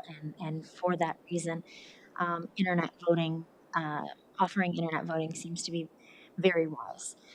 However, there is also generations of people who would struggle significantly with internet voting and an automated telephone system. And I think that discontinuing the option of paper ballots would do a disservice to a lot of the citizens of this community. And I think that to see those people civically disengage would be incredibly disappointing. And so for those reasons, I actually want to go against staff advice and despite the additional cost, implement a hybrid voting system. Okay, thank you. Anyone else? Councillor Richardson. Thank you, through you, Mayor Kiesenberg. Thanks so much, Lindsay, for the report. I guess the time is upon us that we do need to evolve a little bit. However, and I do certainly understand that there are a number of municipalities that have adopted the electronic method of voting. And please correct me if I'm wrong, but from some research that I've looked into, is there a provincial structure of checks and balances in place with electronic voting that I know the Municipal Elections Act dictates them, but I was under the impression that the electronic voting didn't quite have that any oversight needed to be created by staff, and also you're also privy, not privy, but you're sort of slave is the wrong word, be held to the third party provider that provides us. On one hand, I think it's a good idea to go forward, but on the other hand, like Councillor Blazek made mention of, there's going to be a lot of voters that, and I get it, this is the way it's been done for an awful long time, but I don't know if the new shiny thing is always the better thing. Um, I'm I'm somewhat torn on it, and I'm really surprised that it's actually cheaper. And I do understand. I don't know if it was in your report if there's a dollar or a cost per um, elected. And I guess the other thing to think of, like putting everyone through this change, and I will be brief about this, putting this level of change on everyone, where it was even dictated in the report that there was not necessarily any increase in voter turnout. So if it was a significant, profound increase in voter turnout, I'd say it would be different because that's always been a challenge at the municipal level. My 2 cents. Thank you. Thanks. Who's next? Councillor Johnston. Lindsay, you said Perth East was internet and telephone. How long have they done it? Do you know? And I'm worried. Where my question's going is the Mennonite community, and I don't know how many of them vote anyway. And we can't exclude them from the opportunity to vote as well. But I worry about those. And I'm like Councillor Richardson. I'm quite torn because if it's a beautiful fall day during the election, we're not going to get any farmers out because they're swamp busy, and we get such a low turnout anyway. So the ones that want to vote always get out to vote. But if we have the internet option, then they could vote, whatever the time frame is before. So you would assume that we would get a more broader scope of people voting. So I'm like you, Councillor Richardson and Councillor Blazek. I'm kind of torn on going the whole way right off the bat, or whether we slowly slide into the internet voting or not. But I just worry about the Mennonite people not having the opportunity um, to, to get out to vote. Through the mayor. So I'm not sure when Perth East implemented internet and telephone voting. I don't believe 2022 was the first election that they did it, but I'm not sure when they implemented it. Just back to Councillor Richardson's question about like provincial standards in terms of internet and telephone voting. There's nothing from the province yet, like nothing, no standards related to internet voting in the municipal act or anything. I will note that there is an organization that is working on standards. So it's called the Digital Governance Standards Institute, and they are working on implementing broad standards for online voting. They're still in the review process as far as I'm aware, and it's unknown whether those standards will be in place by the 2026 election, but it is in the works. Okay, thank you. Councillor Nordum. Thank you to you, Mr. Mayor. Thanks for the report, Lindsay. I did speak to Mapleton Council. They adopted a hybrid voting method. I believe it was last time. They said it went relatively smooth, so I'm kind of hoping that maybe we can go there at some point. As a 26-year-old, I still do prefer paper, to be honest. It concerns me a little bit with the internet. I had a few neighbors. They had a dead relative. The voter card showed up to them, but they didn't receive their own. So if we move to, say, an internet-only method, is there ways that we can really prevent voter fraud? Thank you. Through the mayor, so the voter cards that were mailed out are based on the voters list. Previously, that voters list was compiled by MPAC, and historically there has been quite a few issues with the list. I can say that going forward, Elections Ontario has taken over the responsibility of maintaining the voters list. So it's one centralized list for both provincial elections and municipal elections. 2026 will be the first, 4-year municipal election that will be using this new voters list. There have been some by-elections currently or recently that have used the new voters list through Elections Ontario, and anecdotally, it has been much more accurate. So clerks all across Ontario are very hopeful that there will be fewer inaccuracies in the list, which we base the voters card on. Okay, supplemental? Yeah, supplemental. Another reason I do like hybrid is last election we had quite a few farmers. They do own land in North Perth, but their home base is say 20 minutes into another municipality, so it's quite a drive for them to get to a voting booth. I know some did actually make it. Um, yeah, those are just my comments. Thanks. Did you want to comment on that issue of sort of non-resident farmers who have property here? Sure, through the mayor, I'll just reiterate that, the internet and telephone voting, the flexibility and the convenience it's really increased for non-resident electors, people who are traveling, people who are unable to be in the municipality during the voting period, whether that's the advanced voting days or on election day. So that's just one additional benefit of internet and telephone voting. Okay, thank you. Anyone else? Councillor Rothwell? Thanks, Mayor Todd, and thanks, Lindsay, for the report. We've been anticipating this for a while. It's interesting how we, the government that's quote is closest to the people, are the ones that's talking about trying to increase our numbers of people that are actually voting by making it more convenient and so on. But I notice the provincial and federal governments are not even looking at this as a possibility, and their numbers are higher. And it's a conundrum that I can't explain. I don't know if anyone can explain why people that are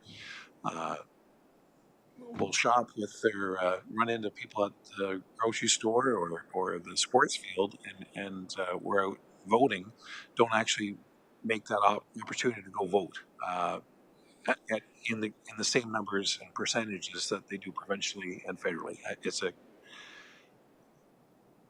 a paradox. It's what it is. But anyways, having said that, I know and agree with the report in terms of what we're trying to do here is trying to increase the efficiencies and hopefully reduce some costs and perhaps increase our opportunities for people to be able to vote.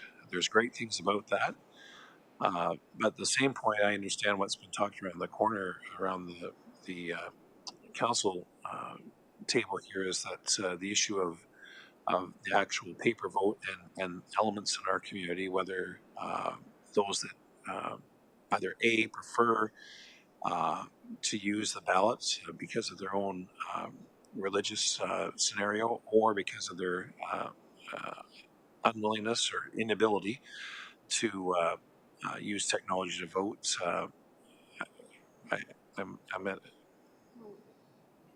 I'm struck at this time in terms of what we're trying to do in terms of giving people a choice. Choice always has a cost, and you've outlined that very clearly, Clerk Klein, and it's something that we really have to grapple with because to pay double to be able what we're able to do currently with one fee doesn't make sense to me personally. I will say that the last municipal election in Stratford, where my mom lives, and two of my sisters. My then 85-year-old mother was helped by one of my sisters to be able to do online voting, and she got done what she needed to do. And I think if the community wants to help and assist those in our community that may not be technologically savvy, we have that ability. Or, as you said, the fallback is for our staff to be able to do that. So we have abilities to do this, but it still strikes me odd that the province and the federal government are not looking at any changes to their electoral system to make it any better for people to be able to vote. But we at the local municipal council level are looking at. So kudos to us, I guess, if you want to pat us on the back. We're trying to adopt technology here to make it work. But kicking and screaming, I think, is difficult. And the last thing I want to say is that we are not the first, and thankfully that's the benefit of this. We can learn from what others have learned in their communities, what seems to work and what doesn't, and those are elements that we must be very well aware of, as Councillor Nordham talked about, in terms of people that choose to fraudulently cast a vote. That's, for whatever the reason, I don't think that's should be the primary reason why we would neglect proceeding. But thanks very much, and thanks for the report. It's as I say, it truly is an issue which I'm grappling with, and perhaps clearly others are as well. Thank you. Deputy Mayor Kellum. Yes, through you. Thank you, Mayor Kasenberger, and thank you, Lindsay, for the report, and for my colleagues around the table. And since this came out on Thursday, I had the opportunity of speaking to several constituents over this matter and asked the question, and very, very little support for various reasons. Actually, voter fraud was one that came up, Alan, or Councillor Brathwell. But people look forward to the voting day. They look forward to coming out and to grab that ballot and to select who they want. And for several reasons that Councillor Blazak has said as well, I can't support this motion. Thank you. Okay, thank you, Councillor Anstead. Thank you, Mayor Kasenberg, and thanks, colleagues. Thanks very much, Clerk Klein, for your report. I wanted to go last because I have quite a bit to go through, if that's okay. 5 minutes. Hopefully I can get through it all. Okay, so I just want to take a couple minutes this evening to go through my thoughts about electronic voting at, the 2026 municipal election. So as we've already discussed and has been outlined in the report, electronic voting has been around for a while, several years in the province of Ontario. Proponents of this system, or this method, state that its ease of use and accessibility are two main reasons that electronic voting is a far superior system than traditional voting methods, such as paper ballots, which I should point out, North Perth has used in every election since amalgamation. However, I would like to outline several reasons this evening that it's not the option that it's made out to be. First is voter turnout. Proponents of electronic voting state that this voting method increases voter turnout as it's accessible and allows all voters to easily vote through this method. However, figures compiled in 2022 for voter turnout in Ontario municipalities where e-voting had been used in at least 2 elections showed an overall decrease in turnout. As a side note, results were delayed in over 50 municipalities in the 2018 municipal election due to technical glitches, with many results not being reported as many as 24 hours after polls had closed. Second is security. In 2019, a group of cyber experts from several leading universities, including Western University, examined e-voting systems worldwide and found numerous and substantial security issues, which could allow attackers to access electronic voting and change their results. They also found in 2018 in the province of Ontario, multiple instances were reported of parents casting ballots on behalf of their children, spouses casting their partner's ballots, and even people gifting their voting credentials to others. I hope everyone would agree that none of these should be considered acceptable in any election. Their final analysis determined that there is no external way to verify whether results reflect the proper majority of votes cast, votes are counted accurately, and that only valid votes are counted and upheld. Another major red flag. To be clear, I'm not saying that any of these things would happen in the 2026 municipal election in North Perth if a switch was made to electronic voting. However, the fact that they could happen is a major concern. Electronic voting is not, no matter what e-voting companies tell you, 100% safe and secure. The fundamental principle of our democracy is the secret ballot. The fact that a person can take a ballot, walk into a voter's booth, mark a selection, and put their ballot into a box to be counted, which at the end of that system, no one except the person voting knows who they voted for. I don't think it's a coincidence that the provincial and federal elections in this country are not ran with electronic voting methods, and that a planned pilot project in 2012 to explore electronic voting methods in provincial elections in Ontario was abandoned due to many of the concerns I've outlined here tonight. Council, let's continue with a tried and true method of voting which has served North Perth well in every election it has ever held. Thank you. Okay, thank you, Councillor Anstead. Anyone else wishing to weigh in on this?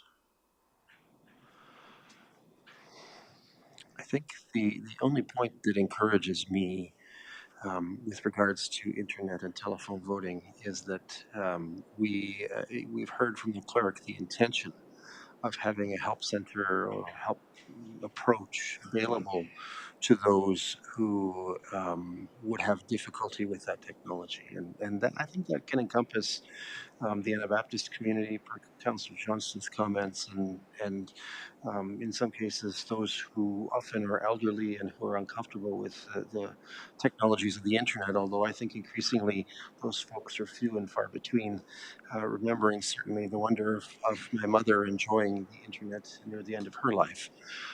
So, I think that some of the mitigating factors, we have mitigations for some of the risks.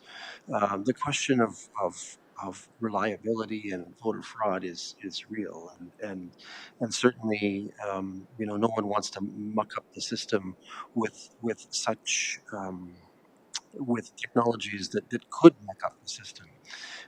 Certainly, we've heard a lot about that from our neighbors to the south, and yet I will point out that our immediate neighbors, Perth East and West Perth, have used this technology for at least one election and for some time now, probably beyond that.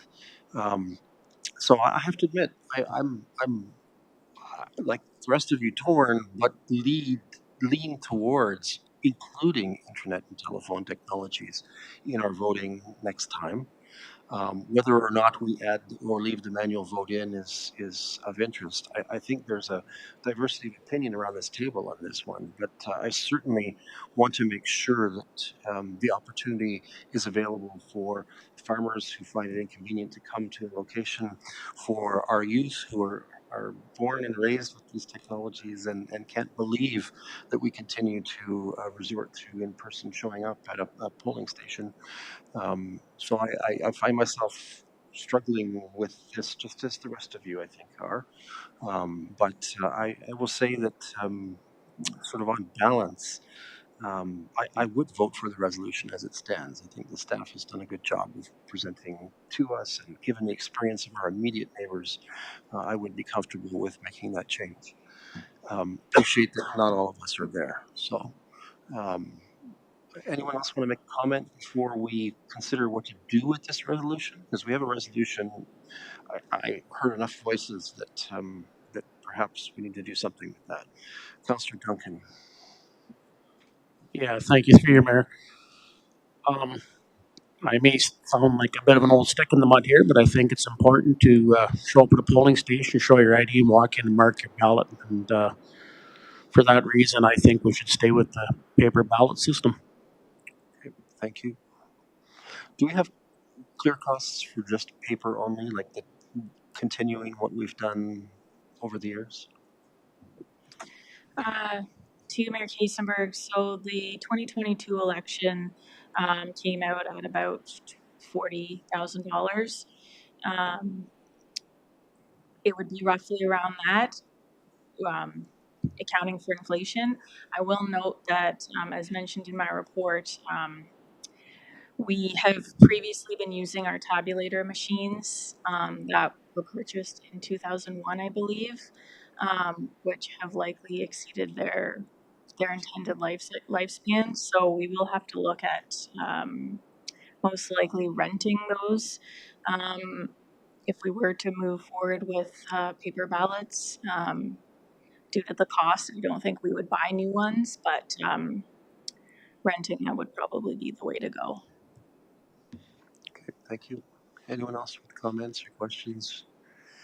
All right, we have a resolution that the staff has prepared.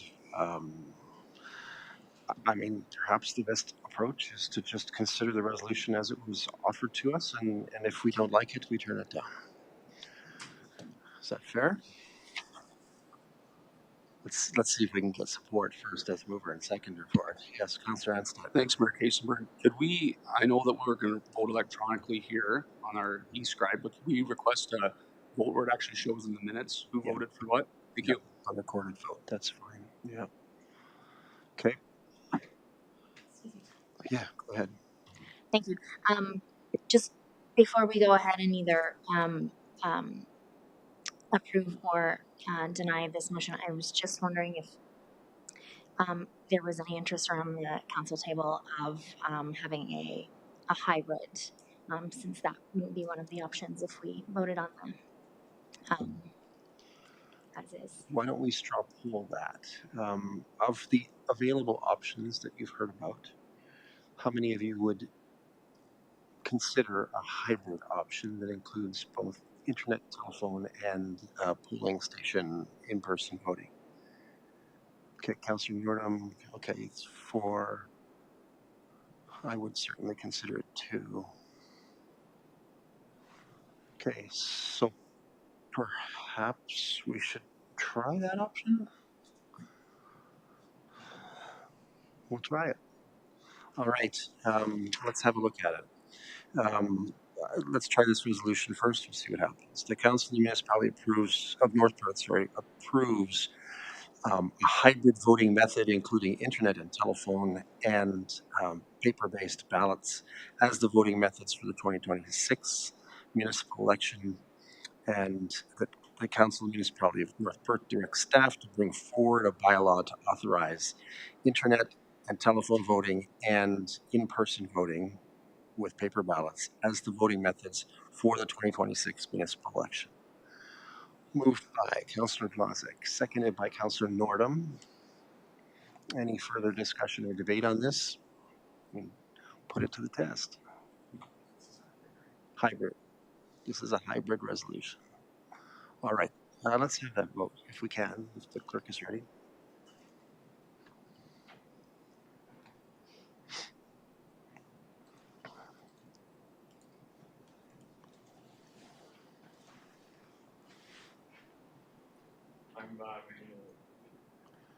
Councillor Nordum records a manual in favor vote, and that is defeated. That is defeated. All right. Council, other alternatives that you'd like to consider?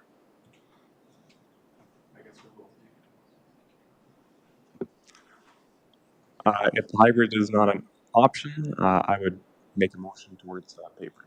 Okay, which is our current state of affairs? Do we need to actually have a resolution that confirms our current state of affairs, Clay? Yes, we will need direction from council authorizing the voting method. Okay, thank you. Councillor Blazek. I'm sorry, did that become a recorded vote? Because I forgot that. Okay, sorry. Thank you. That would be recorded. That's right.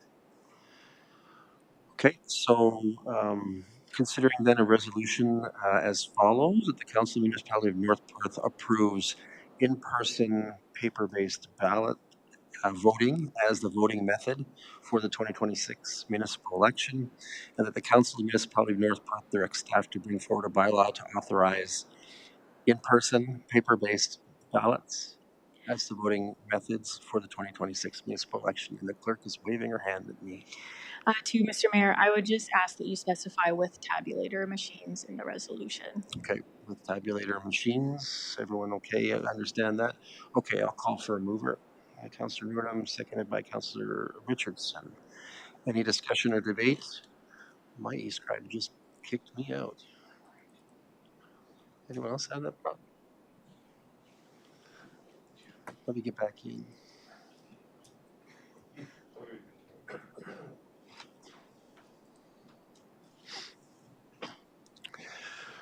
All right, before we consider the resolution, I just want to state emphatically that I think it's important to have an internet and telephone-based method moving forward to capture the interests of our younger generation and population.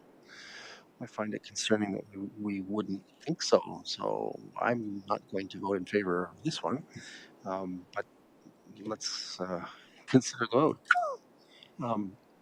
You ready? Let's have a vote. Oh, Councillor Andreessen, did you want to go? Actually, I just wanted to add to that it's not just our younger generation, it's our senior population who might be shut in or have the inability to come to a polling station that aren't just in long-term care, but are perhaps in homes and residents across our municipality that even phone voting could be very helpful for that population. And so it's a great option for our youth, but also for seniors too. So just a consideration. Thank you. Anyone else? All right, we have a resolution on this one. All right, let's have that vote.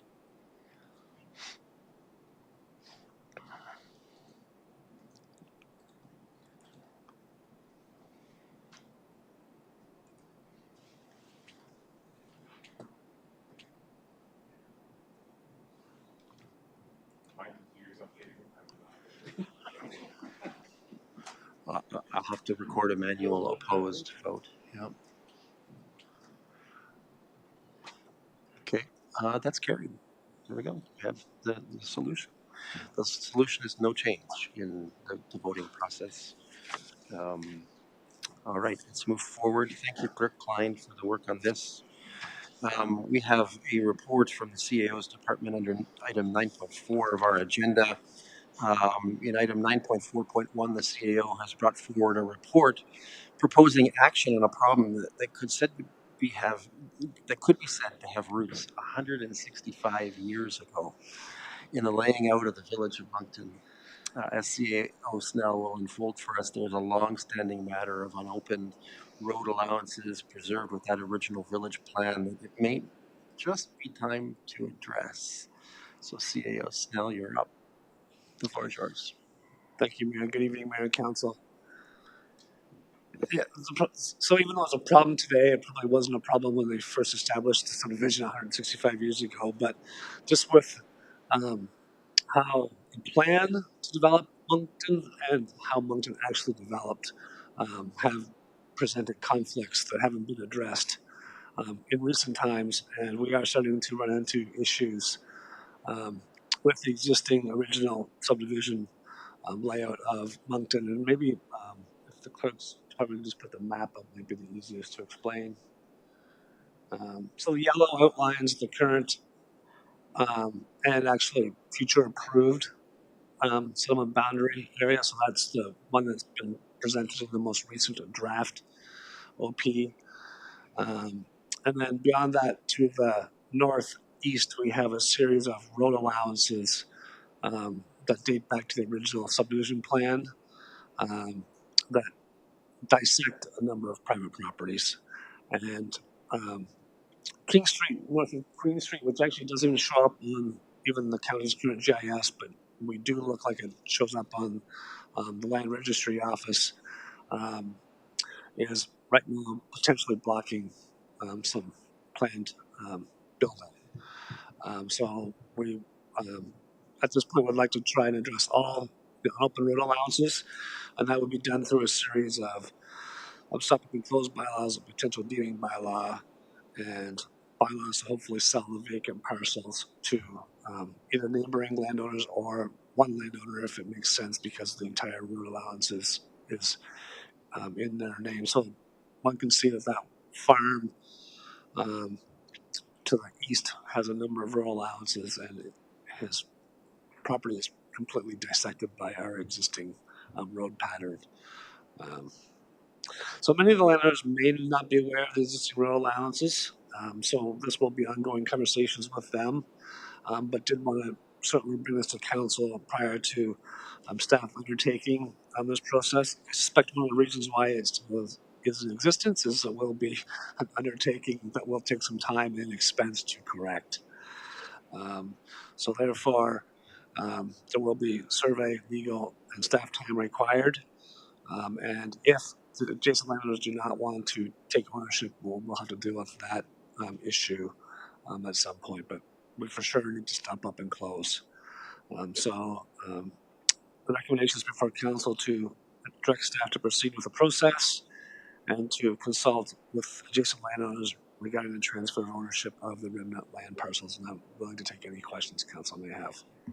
All right, thank you, CAO Snell. Colleagues, questions or first comments? Councillor Rothwell? Thanks, Mayor Todd. Thanks for the report. This has been a long time coming, since 1865. Grand plans for Moncton with the Market Square and so on. It's remarkable when you look at the way that's happened. Anyways, about 12 or 15 years ago, there was a report that our office prepared for North Perth Council to specifically deal with this issue. Again, in terms of appetite, there wasn't a whole lot to do that. I am in full support of what that recommendation is because it is a headache that we're dealing with. And until such time as you have building permit applications, there are severances and so on, that's when it really becomes an issue. So we're coming up against it now. So anything that we can do to help resolve this issue and erase, so to speak, lines on a map that have caused problems so that we can stop up and close roads, I'm certainly in favor. Thank you. Thank you, Councillor Rothwell. Anyone else? All right, I have a resolution as follows: that the Council of the Municipality of North Perth directs staff to initiate the process to address the unopened road allowance beyond the Moncton settlement boundary, including required actions to eliminate the identified road allowances and consultation with adjacent landowners regarding the transfer of ownership of remnant land parcels. Moved by Councillor Rothwell, seconded by Councillor Richardson. Any discussion or debate? Seeing none, let's have that vote.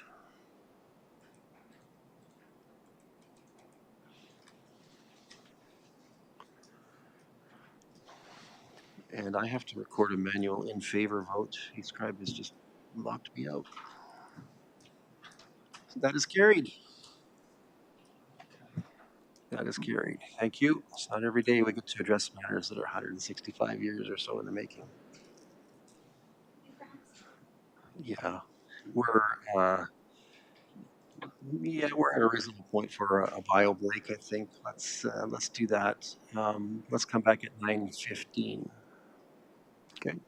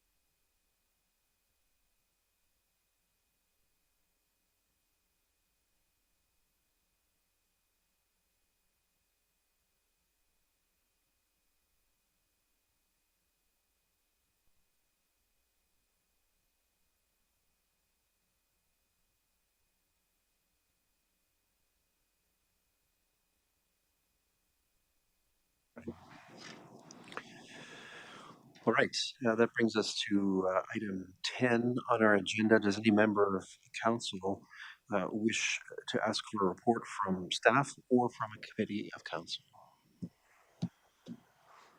Not seeing expression of that. For item 11 on our agenda, we have not received any additional items of correspondence that weren't already built into that very long consent agenda that we had today. So at this point, we turn to a consideration of bylaws that have been recommended to us for action.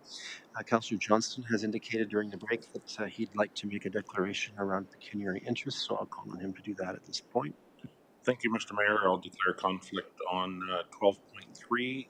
That's bylaw 11024, the Gilkinson Municipal Drain, as my corporation rents as a long-term rental agreement with the property on that drain. Great, thank you. I think we'll process that one first then. So if Councillor Johnston wishes to exit the chamber, he may do so. I have Councillor Anstett. Thanks, Mayor Kaisenberg. I do apologize. I missed the bylaw in my earlier declaration, but item 12.7, the amendments to the rates and fee bylaw, I'll have to declare on that one as well. Thank you. Thank you. We'll tackle that one next, then we'll just allow for people to do their thing here. All right. So we're looking at number 12.3. The following bylaw is hereby passed. 110 2024 being a bylaw to authorize the repair and maintenance of the Gilkinson Municipal Drain. Can I call for a mover? Moved by Councillor Nordum, seconded by Councillor Richardson. Any discussion or debate on this? Councillor Duncan. Sorry, through you, Mayor. There's a spelling error in the says the actual municipal drain cleanout was completed when it should say the Gilkinson. Oh, okay. For our records, that will be updated. Thank you. All right. Any further discussion or debate? Thank you for that, Councillor Duncan. All right, you have a resolution prepared. Let's have that vote.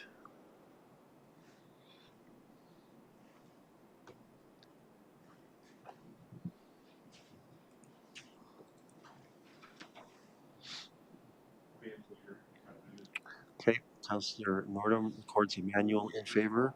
Councillor Anstett records. Councillor Deputy Mayor Callum does too. I got booted out before the break, so I can relate. All right, and that is carried. Thank you. Okay, let's bring in. We're going to trade glads here. Let's bring in Councillor Johnston and send out Councillor Anstett. I'm not sure if that's a good hockey move, but anyway, we'll give it a try. All right, so the following bylaw is hereby passed. This is 119-2024, being a bylaw to amend the rates and fees bylaw. I call for a mover on that one. Moved by Deputy Mayor Cullum, seconded by Councillor Rothwell. Any discussion or debate on this one? Clerk's with us. All right, let's have that vote.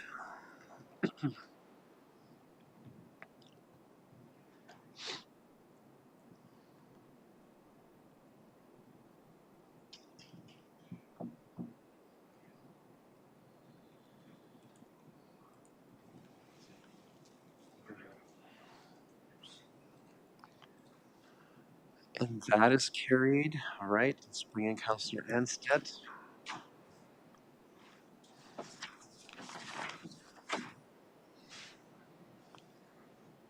All right. So we have the rest of the resolution as follows. The following bylaws are hereby passed. 108-2024 being a bylaw to authorize the repair and maintenance of the Danbrook Municipal Drain Branch A. 109-2024 being a bylaw to authorize the repair and maintenance of the Ducklow Municipal Drain. 111-2024 being a bylaw to authorize the repair and maintenance of the Partridge Municipal Drain. 117-2024 being a bylaw to provide for an interim tax levy for 2025. 118-2024 being a bylaw to exempt from part lot control lot 175 registered plan 253 Elma Ward, and bylaw 120-2024 being a bylaw to amend zoning bylaw number 6-ZB-1999 is amended. Moved by Councillor Richardson, thank you. Seconded by Councillor Anstett. Any discussion or debate? Councillor Rothwell. Thanks, Mayor Todd. Can I just confirm with the Clerk's Department that Planner Garland put a revised bylaw in for 118, the part law control? There was reference to Queen Street West as opposed to just Queen Street. He said he was going to do that as well. Then there was an issue with the some text in bylaw 120-2024 on the zoning bylaw. Go ahead, Clerk Klein. Through the mayor to Councillor Rothwell, yes, Planner Garland did send us revised bylaws, so those are the ones that will be signed. Okay. Anyone else? Duly moved and seconded, so let's have that vote.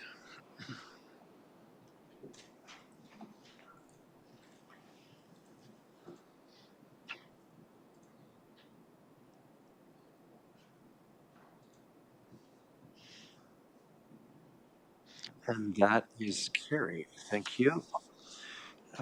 Let's turn to item 13 on our agenda. As item 13.1, does any councillor wish leave to give notice of motion for our next meeting? Not seeing that, so let's move to item 14 on our agenda. For item 14, are there any announcements that would be of benefit to our community or that reflect well on North Perth at this time? Councillor Richardson. Thank you. Through you, Mayor Kiesenberg, I would just like to take this opportunity for all staff and all members of council and all residents of North Perth and beyond, just wish everyone a very Merry Christmas and a Happy New Year. Thank you, Councillor Richardson. It's been my custom to actually invite every councillor to speak to that. So you got to go first. Why don't we turn to Councillor Rothwell? You may extend greetings to the community. Let's keep them relatively brief. Good. Thanks very much, Mayor Todd, and thanks, Councillor Richardson. Absolutely, it's important in this time when the world seems to be struggling to find peace that we live in such a peaceful location. And I want everyone to look at the blessings that they have around them. Merry Christmas to you, and whatever we can do within our community for our staff, our members of the public, those that are in need, to help those, and all the best to everyone in the new year. Merry Christmas. Councillor Nordham. Yeah, I would like to wish everyone a Merry Christmas, and hopefully good things are going to come in 2025. Thank you. Thank you, Councillor Johnston. Thanks, Mayor Todd. I just wish everyone a safe and joyous Christmas season. Deputy Mayor Kellum. Yes, through you, Mayor Kiesenberg, and looking forward to this Christmas as we will have 5 little grandkitties under 5 around the Christmas tree. We don't know how long it'll stay standing, but we'll do our best. But from our family to yours, Merry Christmas, and have a safe, Happy New Year. Thank you. Councillor Duncan. Thank you, Mayor. I'd like to extend holiday greetings to members of staff, council, and all the members of our community. Thank you. Councillor Blazek. I love Christmas. Christmas is a time of joy and magic and sparkle. And, for many people, however, the holidays can also be a struggle, can bring a great deal of struggle. Maybe it's the first time that you're celebrating the holiday without a loved one, or maybe it's the 10th time and it's still very hard. Maybe our country's current economic status is making it very challenging to put food on the table, never mind gifts under the tree. Or maybe your mental health is just really low this time of year. Whatever your struggle, we want you to know that we see you and that my family and I are sending you love. My hope is that everyone is able to find even just a little bit of joy this holiday season, whatever your faith or cultural background may be, whatever struggle is in your heart or in your mind. May you find joy this holiday season. If you celebrate Christmas, Merry Christmas, and a very prosperous 2025 to all. Thank you, Councillor Anston. Thank you, Mayor Kiesenberg. I'll just be brief, but on behalf of my wife, Amelia, our sons, Duncan, Everett, and Meredith now, we just want to wish everyone, staff, council, residents, visitors to North Perth a very joyous Christmas season. And no matter how you celebrate, that you can be with loved ones during this season. Thank you. Thank you, Councillor Andreessen.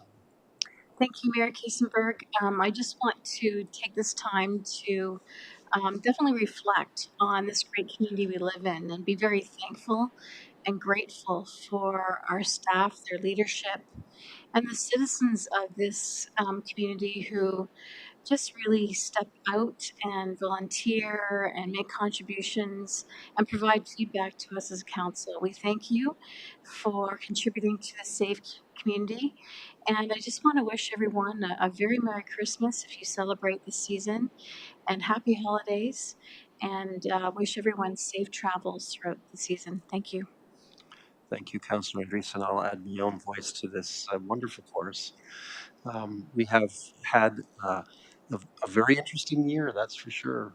And it is a wonderful time for us to reflect and to find joy in family and in friends over the holiday season.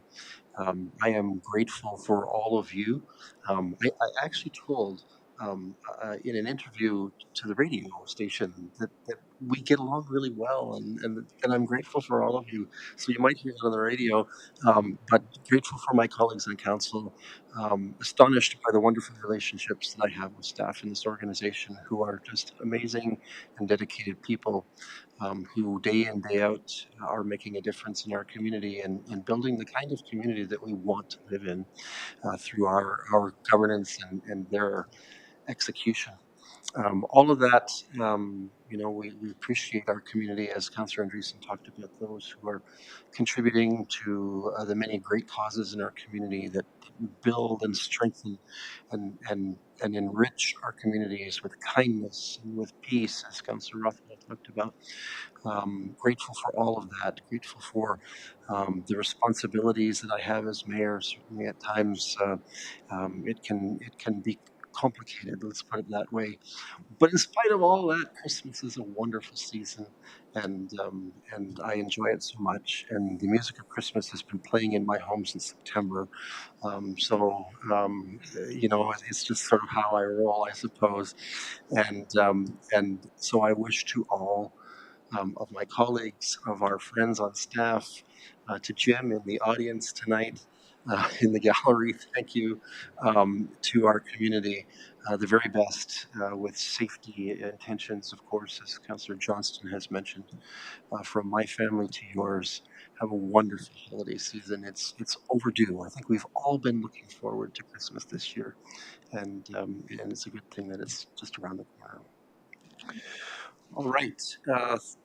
Glad we did that. We've done that, I think, pretty much every year that I've been mayor, and I am excited for it again. That brings us to agenda item number 15. We have 3 items to be considered in a closed session of the council. I'll now read the resolution that both explains and enables our action to enter a closed session as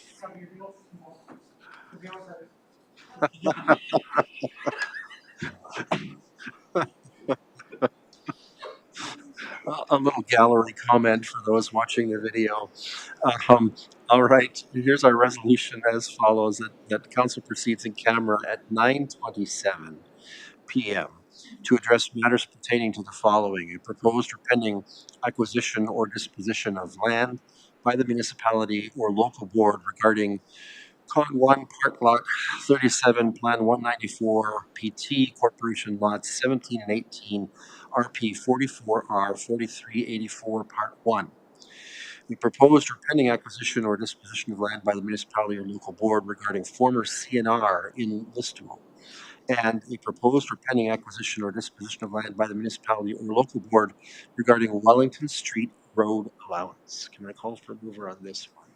Councillor Anstett, thank you. Councillor Duncan will be our seconder. Any discussion or debate? Let's have that vote.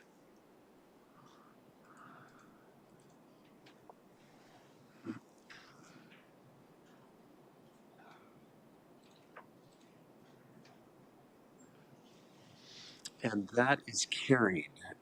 Let's prepare our space for a closed session meeting of council then. We need to change our audiovisual and internet connections and close the doors to this room. Let's have that.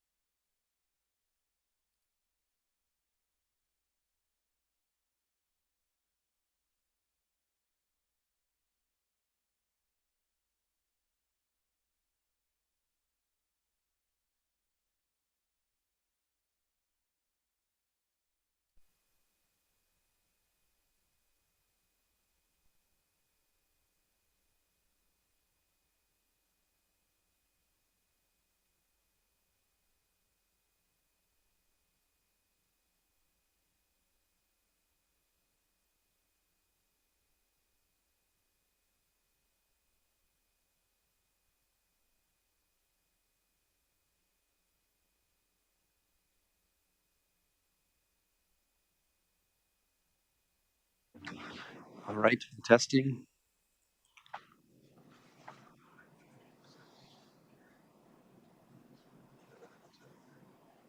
Testing.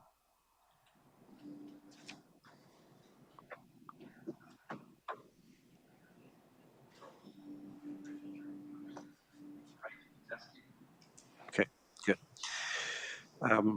Regarding item 16 on our agenda, Council did discuss the matters identified in our enabling resolution for a closed session meeting of Council and did give staff direction pertaining to the matters that were considered, the essence of which will remain confidential at this time for the reasons stipulated in our enablement of closed session. Council, as a mandated good practice, acts near the end of its meeting agenda to confirm all of its actions and business of its meeting through what is called the confirmatory bylaw. We have a couple of councillors exiting the chamber, should be noted in the minutes. I am going to read the enabling resolution for our confirmatory bylaw as follows: that bylaw 121-2024 being a bylaw to confirm generally previous actions of the Council of the Municipality of North Perth is hereby passed. Moved by Deputy Mayor Kellum, seconded by Councillor Richardson. Any discussion and debate? Seeing none, let's have that vote.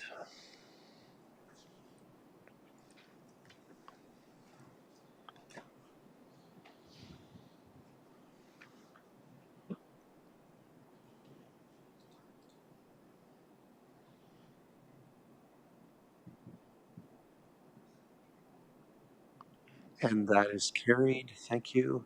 Let's bring in our colleagues.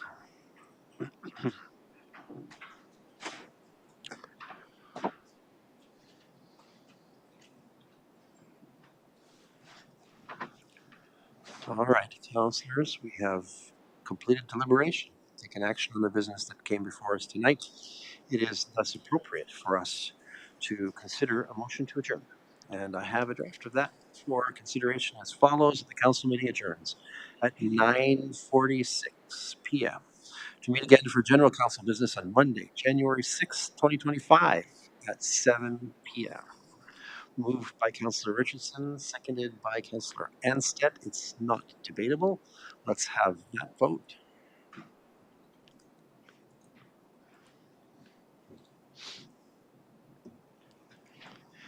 And that is carried. Our next regular council meeting is Monday, January 6th, 2025.